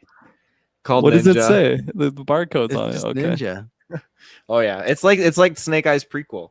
Who's in it? Or is this it like is the Snake Eyes prequel. Scott Adkins. Oh no, Scott Adkins and Togo Egawa. Do you know who Scott Adkins is? Yeah, he's a guy that Batman people who are dumb think that Scott Adkins would be a good Batman, but he can't act a fucking lick. It's just because he looks like Bruce Wayne and has a good body. They're always like when Ben Affleck's getting cast, like he should be Scott Adkins, and when Rob Pattinson, it should be Scott Adkins. Everyone like if you say that, I don't trust your casting abilities. It should never be fucking Scott Adkins. Get out of here. I've heard that since the Dark Knight era. Fuck off with Scott Adkins. It never happened for a reason. He got an audition. He's lucky he did, and you know why? Because he didn't deserve that in the first place. So I got another question for you guys is, do you think there's gonna be some like cheesy line where someone's like, oh, don't talk much, or like just make like a comment like that, and then it's like the fans are like, oh my god, they commented on how he isn't supposed to be talking. Don't face much. I feel like 10 out of 10 we're gonna get some line just along those lines. Yeah. He's a quiet fella. Yeah, something like that. I agree. Eye roll moment. Yeah. Clay Maybe says it right at the bothers end of the me. movie. Yeah. It bothers me. It's just named Snake Eyes for the money, so I won't be watching it. Clay, I think businesses making money just really bug you because that is like the prime evil of Hollywood. Like that's exactly why it's called Snake Eyes. You know, that's exactly why there's other things. Like when we were talking about the voice actor thing last week, it's like, yeah, Zendaya's name's up there because it makes money, and like. Yeah, but honestly though, I don't think it does. I think this is the final nail in the G.I. Joe coffin for a little bit because I just don't. Sometimes franchises just die or they need to be buried, and I think G.I. Joe. Not that I'm saying I want that, but I just don't know what the general interest is in the mainstream to see this movie. I don't see it being a hit, and I even mean like. Pre-COVID, the same way with Dune, I don't think pre-COVID that would have been a hit, barring some people think it's the greatest movie of all time, you know? So I just don't think there's an audience for G.I. Joe. And then maybe it's just if these trailers were better, I would say, oh yeah, they're really selling people, but I don't think these trailers are good enough for people to be like, oh, G.I. Joe's back. I think they'll see it and go, I can see this on Netflix. And then they'll see it, and then there won't be a sequel, and then we'll get like another reboot in 5 years, and they'll try again. But I don't think they should. I think they should just give up on G.I. Joe if this doesn't pan out.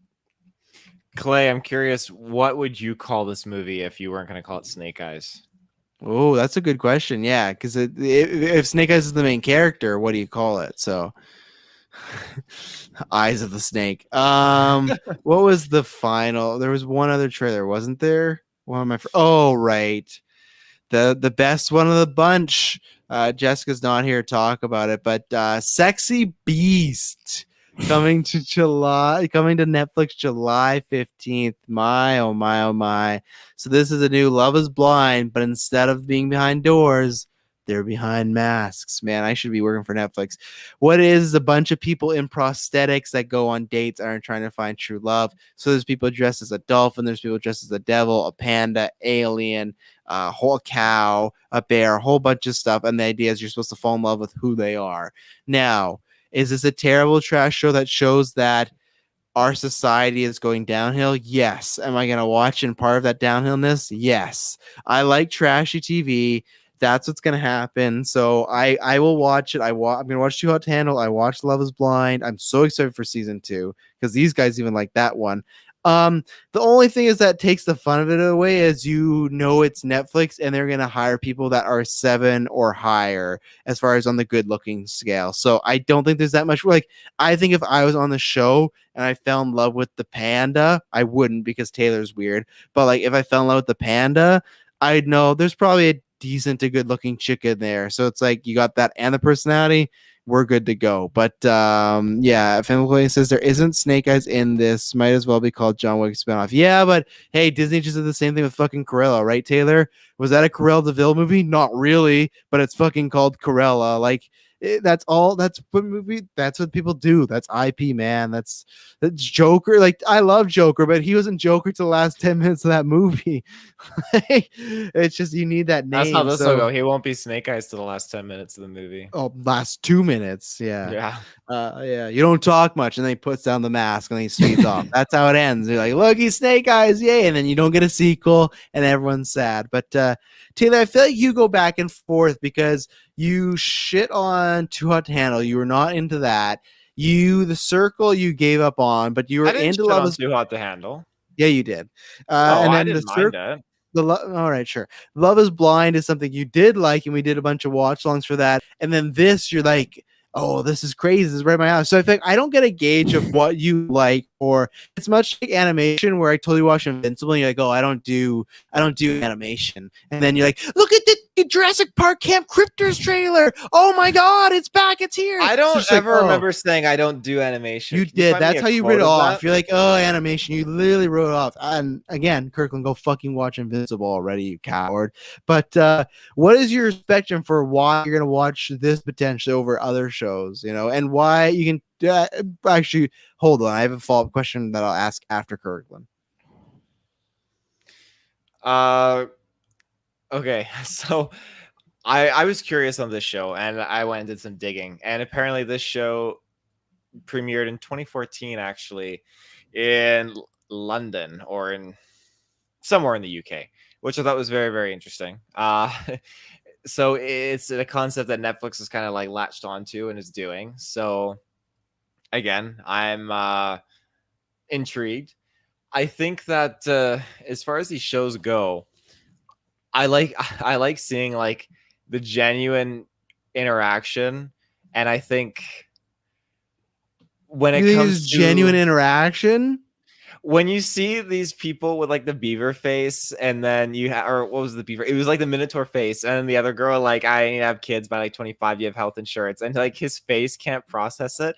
Like that was a hook for 26. Me because it's like 26. That was a hook for me. I just thought this is gonna be funny. You got like, they're only putting in society attractive to society people that are gonna like be up there in society, but now when you say society again, yeah, society, we live in a society. They're the way they mentally act, they are very unique individuals. I will say, I'm not gonna critique or bash who they are as people because I don't know them, but they're on this show probably for a reason because of the mental personalities that they bring to the table. That's why they're on the show. Definitely. So I think that, again, that will create interesting dilemmas and dynamics that make me curious. Now, when you have other shows like The Circle and stuff, The Circle, I just found it was too much of these characters just talking to themselves, and it was just them like sitting on the couch. And it's like me with a camera. If you guys were in the stream or watching me and I'm sitting on my couch and Travis and Kirklin are messaging, and then all of a sudden Jessica joins in the chat, and I jump up on my bed like, oh my God, there's a new person in the group chat. It's like, this is just way over the top. You missed the whole point of it. It's literally Avalon with social media. As for the challenges, I think it's cool. It was a fun concept. But again, Love is Blind, I think that was just the blind date of it all. It took me back to that whole old like 2000s blind date show where like the people would like, they remember the talk show and they would too like get in the car and they would go on a blind date somewhere and then they would leave at the end of the night and be like, yeah, I could see myself going on a date with them again in the future. Or like, you remember that show? It was like an early 2000s show. Not at all. Oh, it's called Blind Date. But anyways, Love is Blind reminds me of that. This show though, again, like it's just seeing the panda, seeing all these things like the dolphin. It has me intrigued, very, very intrigued. I sent it to Ruben and I'm gonna read Ruben's say because Ruben he has an interesting stance on this kind of stuff. But yeah, he's like, what the actual what does that even mean? I'll let you ask him. What the actual flying ferret wielding fuck is what he said. Did he say that because he's just scared of whales and he saw one of the girls dressed up as a whale? Was that it? Probably would do it. That would be a big contender. Kirklin, you got any thoughts on Sexy Beast? Yeah, so as you said, I quite enjoyed Love is Blind, actually. I feel like a big part of that... Season 2 coming this year. I feel like a big part of why I liked that was because of like the personalities and just how like wacky it was. And I haven't even dove into like Too Hot to Handle. It was too hot for me to handle, for lack of a better term. It was just like them just macking. I'm like, I can find better videos on like Pornhub or something, X videos, whatever I want for this. Like, I'd rather not watch this on, baby. I'd rather not watch this on Netflix. But you know how big the deep fake category is getting? It's very concerning. Is it like actors and stuff? And people are really worried what's there? gonna happen, but not yet. Cavill's put in a water boy on there? request. Uh-oh. Yeah. Looks like you got maybe some water, eh? How would you drink this? Oh no. Fuck me, little and boy. then what's the other one? It was the Circle. Yeah. So yeah, that one just didn't really, I don't know, appear to me. Appear to me. It appeared to me. I wasn't appealed to watch all it. over Netflix. I didn't see anything. I feel like I'm sorry, Cavill. That's okay, like little boy. We'll find. And by the way, little boy is Kirklin, not that Cavill in the scenario has a little boy. I just want to clarify before I get canceled. And I am of age, just in case. Yeah, he likes to call him little boy. Like the Hulk calls, to Valkyrie little girl, Right. I feel like the Circle, like I like really don't like those like over the top like social media like influencer type people, and I feel like that's what the show is just like showcasing, and it wasn't my cup of tea. So I feel like I feel like should have voted for Bernie. Should I only like watching like smart people, What if they put Bernie in the show? I mean, then I'd have to watch it. What is this? Yeah. So I feel like I'm pretty specific in these types of shows that I choose. And so what are they called that they're wearing? It's just like costumes. Prosthetics? Yeah, prosthetics. Cosplay. I really don't like that. It kind of it kind of scares me, honestly. Like when I was a kid and those shows would be on of like the human in like the costumes. Barney, I feel like it was cartoony enough to like go with, but like there were some other ones where they had like human eyes.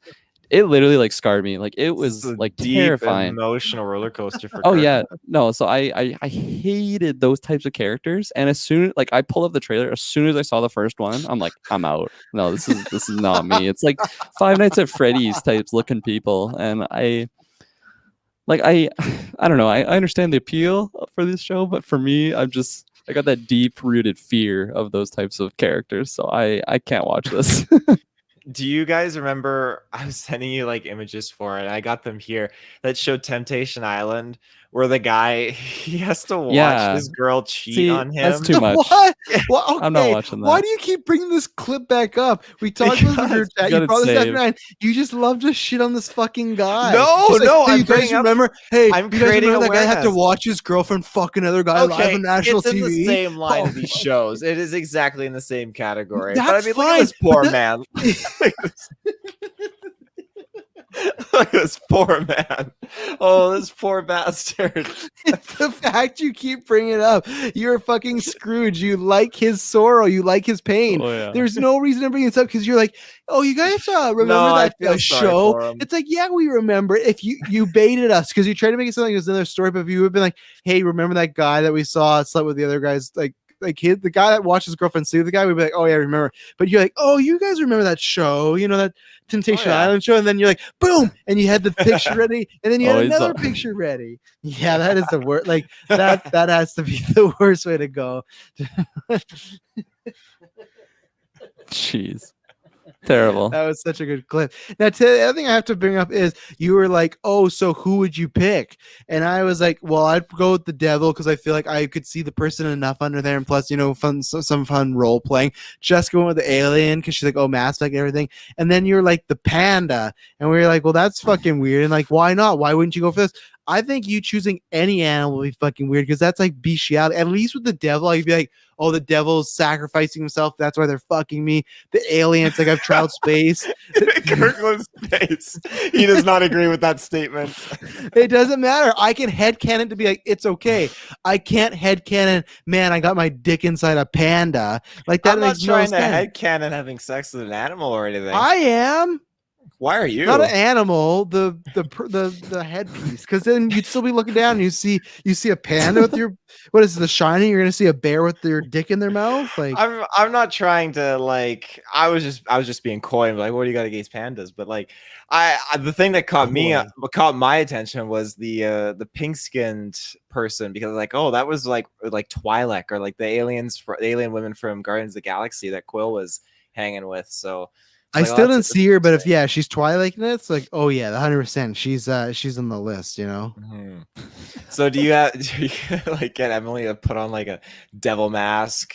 Like no, fuck the demons. They probably already got some Twi'lek like tendrils in their closet or something. I think there has been some devil stuff in the past, but nothing like the way she hit the.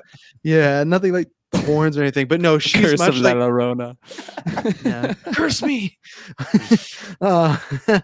I'll drown you, all right.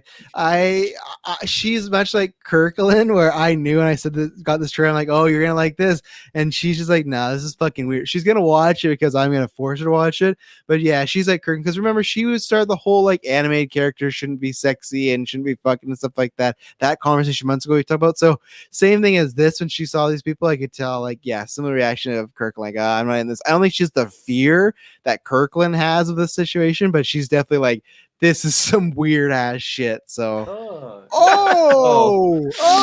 Jeez, get that off. There you go, Kirklin. You gotta find the pink girl before we end this. And what's he, a rhino? Is that what he is? He's a rhino, yeah. So he's a rhino and a dolphin. So you think he's gonna stick his little rhino hole in the little dolphin hole there? Is that what they're gonna do? Like, yeah. If they didn't, it'd be a missed opportunity. Yeah, the only thing about this show, which is probably good because I think they're gonna do this so more people could watch younger.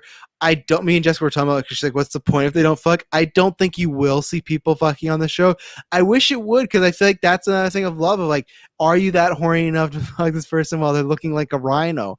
I don't know. And if you are, that's pretty low bar. But that would be intriguing the show, but the show still looked pretty wholesome. It was more like it's like I want to own a house and have kids. And the guy being like, oh, I don't know about that. So I don't think, but they did go with which is smart because with Netflix, they're all going to be good looking people. They went with at the end of the day, it still looks like it's going to be like a girl picking between three guys and like that's the one because the reveal of like who's under the mask won't be that good because like I said, they're all going to be good looking people. So it's not like going to be a big reveal. So right. Any luck on that pink lady, Taylor? Almost got it. There's a hammerhead lady. Like hammerhead shark. There's like hammerhead shark. There's a bamboo looking fellow. I love the beaver. He's got to be from Canada. Bamboo, like a stick. What are you? Like bamboo. A baboon. A baboon. Oh, a baboon. The beaver's got to be a Canadian. Yosemite. Yeah, we could afford one Looney Tunes character and we picked Yosemite Sam. Oh man. Well, Kirklin, you have anything else to say? Because I think the last two topics are Taylor's deal. Is anything to show Taylor's looking for this pink girl? Because I got nothing. I'm getting fucking hot in this room. I got nothing, and I'm getting very warm. Oof. Yeah. Shouldn't have. I'm wearing like pajama pants right now. I need like tearaways. I'm in butt ass naked. Actually, you guys can't see my waist. I'm in the I'm in the tank top and a Speedo, so that's what's going on. But no, I am in just shorts. But what's going on with this light behind you too? You taking my gimmick a little bit? I saw you have a flashing light. It's when I have just ideas percolating. That's my mind. Oh no, wow! I've always had it there. I just feel like I never turned it on, and it actually has some nice like background just around my head. Cool. I need to pimp it out though. I need to get some better lighting. Copy your trend, but no, it's just a like a diffuser. Oh, there you go. It works good. Yeah, Taylor, what's going on here? If you're taking this long, it's not that worth it. No, I got it. It's definitely not a Twi'lek. You're in Canada. How hot does it get in BC? Not British shit. BC. What is it? It's 40 Celsius this week. Is that what it is? It's supposed to be 39. Our highest record in the 90s in BC was 44.4. But that's what I'm saying. Is that Celsius or Fahrenheit? Celsius. Yeah, thank you. That's not the question I asked at all. And you're like, well, it's supposed to be 40 this week. I know it fucking is. It can get pretty hot. So it's especially right now. It's 104 for you Americans down there. My just a quick little side story. My parents were telling me when they moved here, they came camping, and no joke, it was 94 maybe. They went camping in a tent. They arrived in town at 9 p.m. It was 40 degrees. 9 p.m. That's fucking gross. Crazy. It's probably the heat wave that Taylor was describing. And that was the first time that they had visited Kelowna. Ended up moving here. But yeah, no, it can get pretty damn warm. And it's like it's not even in the middle of the summer either. What's like crazy. Yeah. We're fucked. Good thing I'm happy about my new AC because the AC works like a gift. The only reason this sucks because I have the doors all like closed so kids don't hear me. But yeah, that and then it's great for beach days though. If you're by water, good to go. I'm growing into a beach person. Yeah, this is hotter than Texas right now. Fuck. Jeez. Yeah, it's warm in BC. That's why tons of people, Clay, come to Kelowna because it's just like the touristy, always warm spot. Taylor, do you have this image? Oh, I do. You ready, Kirklin? Kirklin, I'm the one. Avert my eyes. Oh, look at that shot. Ooh. I can get behind that. So she's almost more like a witch. So I would go with the devil still. I definitely go with the devil. So that's my answer. There you go. Wasn't worth the battle. But Taylor, talk about those two things we want to talk about, and we'll input if we have anything. Oh yeah. So I'm gonna start off with the hype news. All right, good night. Transformers movie. He's out. New Transformers movie has been He put me back in. So disrespectful. New Transformers movie has been unveiled. This is the 7th Transformers movie, I believe. 5, 6. Yeah, 7. Transformers Rise of the Beasts. This is absolutely freaking awesome. This is slated for June 24th, 2022.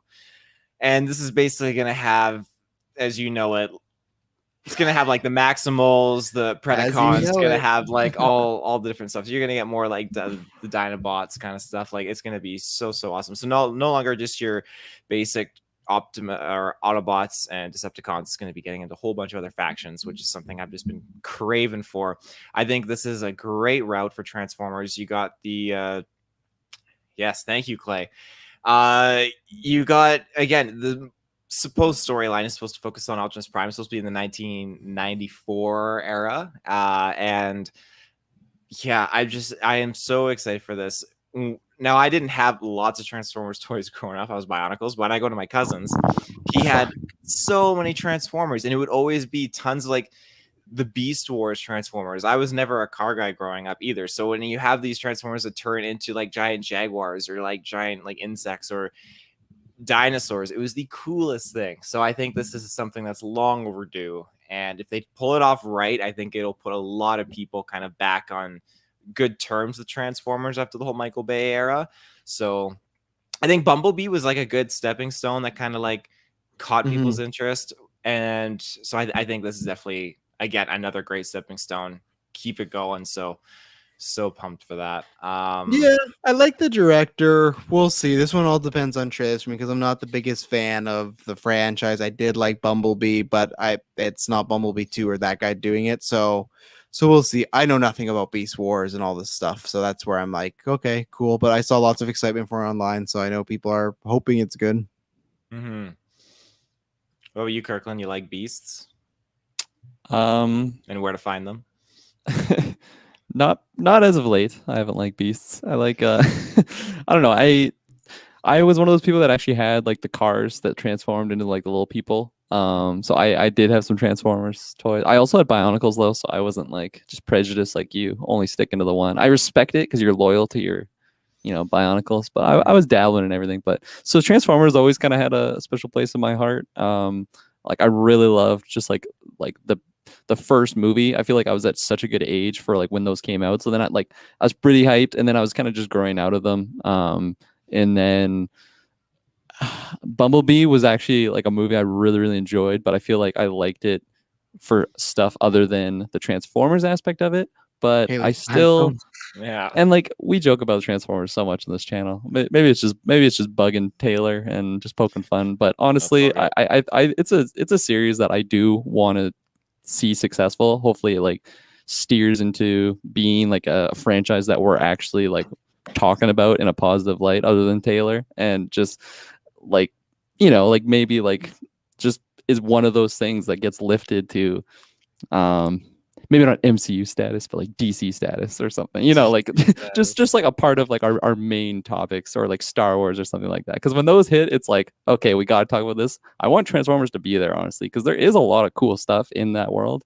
And hopefully this, like, would you call this like, because is it continuing from like the previous series, or is it just like a reboot sort of, or we don't even know? I don't even know. I think it's probably just an anthology film, I would say. Not even a direct sequel. Yeah, so I don't know. I want to see the series do well and be successful. And I mean, if it does successful, we'll be reviewing it, and then in turn it'll make us successful. So there you go. It's a symbiotic relationship. It's coming out just around a week or so after Jurassic World Dominion. So we're gonna get that. That's like, not a good call. They should bold. delay that. It's bold, and maybe they will delay it. They very well could. But I mean, it comes out a year from now. Technically, when this drops, they said June 24th, right? So, no, I just feel like you're gonna put out a movie that's like Beast Wars. I know it's not. Well, is there dinosaurs in Beast Wars? Robotic ones. Okay. Right. I remember reading that, Clay. I just think that it's 1994 because people thought it was gonna be like a continue of Bumblebee, but then in the thing it says like, oh, it's gonna be how what's his name, Optimus Prime became the leader, and they're like, well, he was already the leader in Bumblebee, so that doesn't make much sense. So they're kind of taking the Fox X-Men route of like continuity throw out of the window. But they should definitely delay that, because even Jurassic World just being a bigger movie, if Jurassic World is all about the old G cast and you got dinosaurs again, and then the week after you got a Transformers dinosaurs movie, no, even if by a few weeks they should delay that. Yeah, I'm not saying good for you. I'm just talking about business-wise. They should definitely not have those so close together. No, you make a good point. As always. My other news, and this was like a late bloomer last night. I was we're doing our Loki review, and I was like, oh, we're gonna beat here. And sure enough, it's some Aliens news, some Aliens Fireteam Elite. And I was like, I gotta pop on and report this leak right now. And sure enough, all the information was revealed today. And you heard it GB first on her Facebook. Well, no, the person that scooped it, like where did you get it from? I got it from the Best Buy website. Well, yeah, but no, you didn't get that from the Best Buy website. Some aggregator website posted that, and then you took that, correct? Are you sure? I can't confirm it. Yeah, so I'm gonna say by that answer, yes. So we didn't get it. You didn't say exclusive or anything. So I didn't say exclusive. I didn't say we scooped. You just said that. You just said exclusive. I didn't say exclusive. I said you heard it at GB first. Well, I don't think. Continue. So August 24th, Aliens Fireteam Elite is coming out, and we know when Taylor's ending his honeymoon.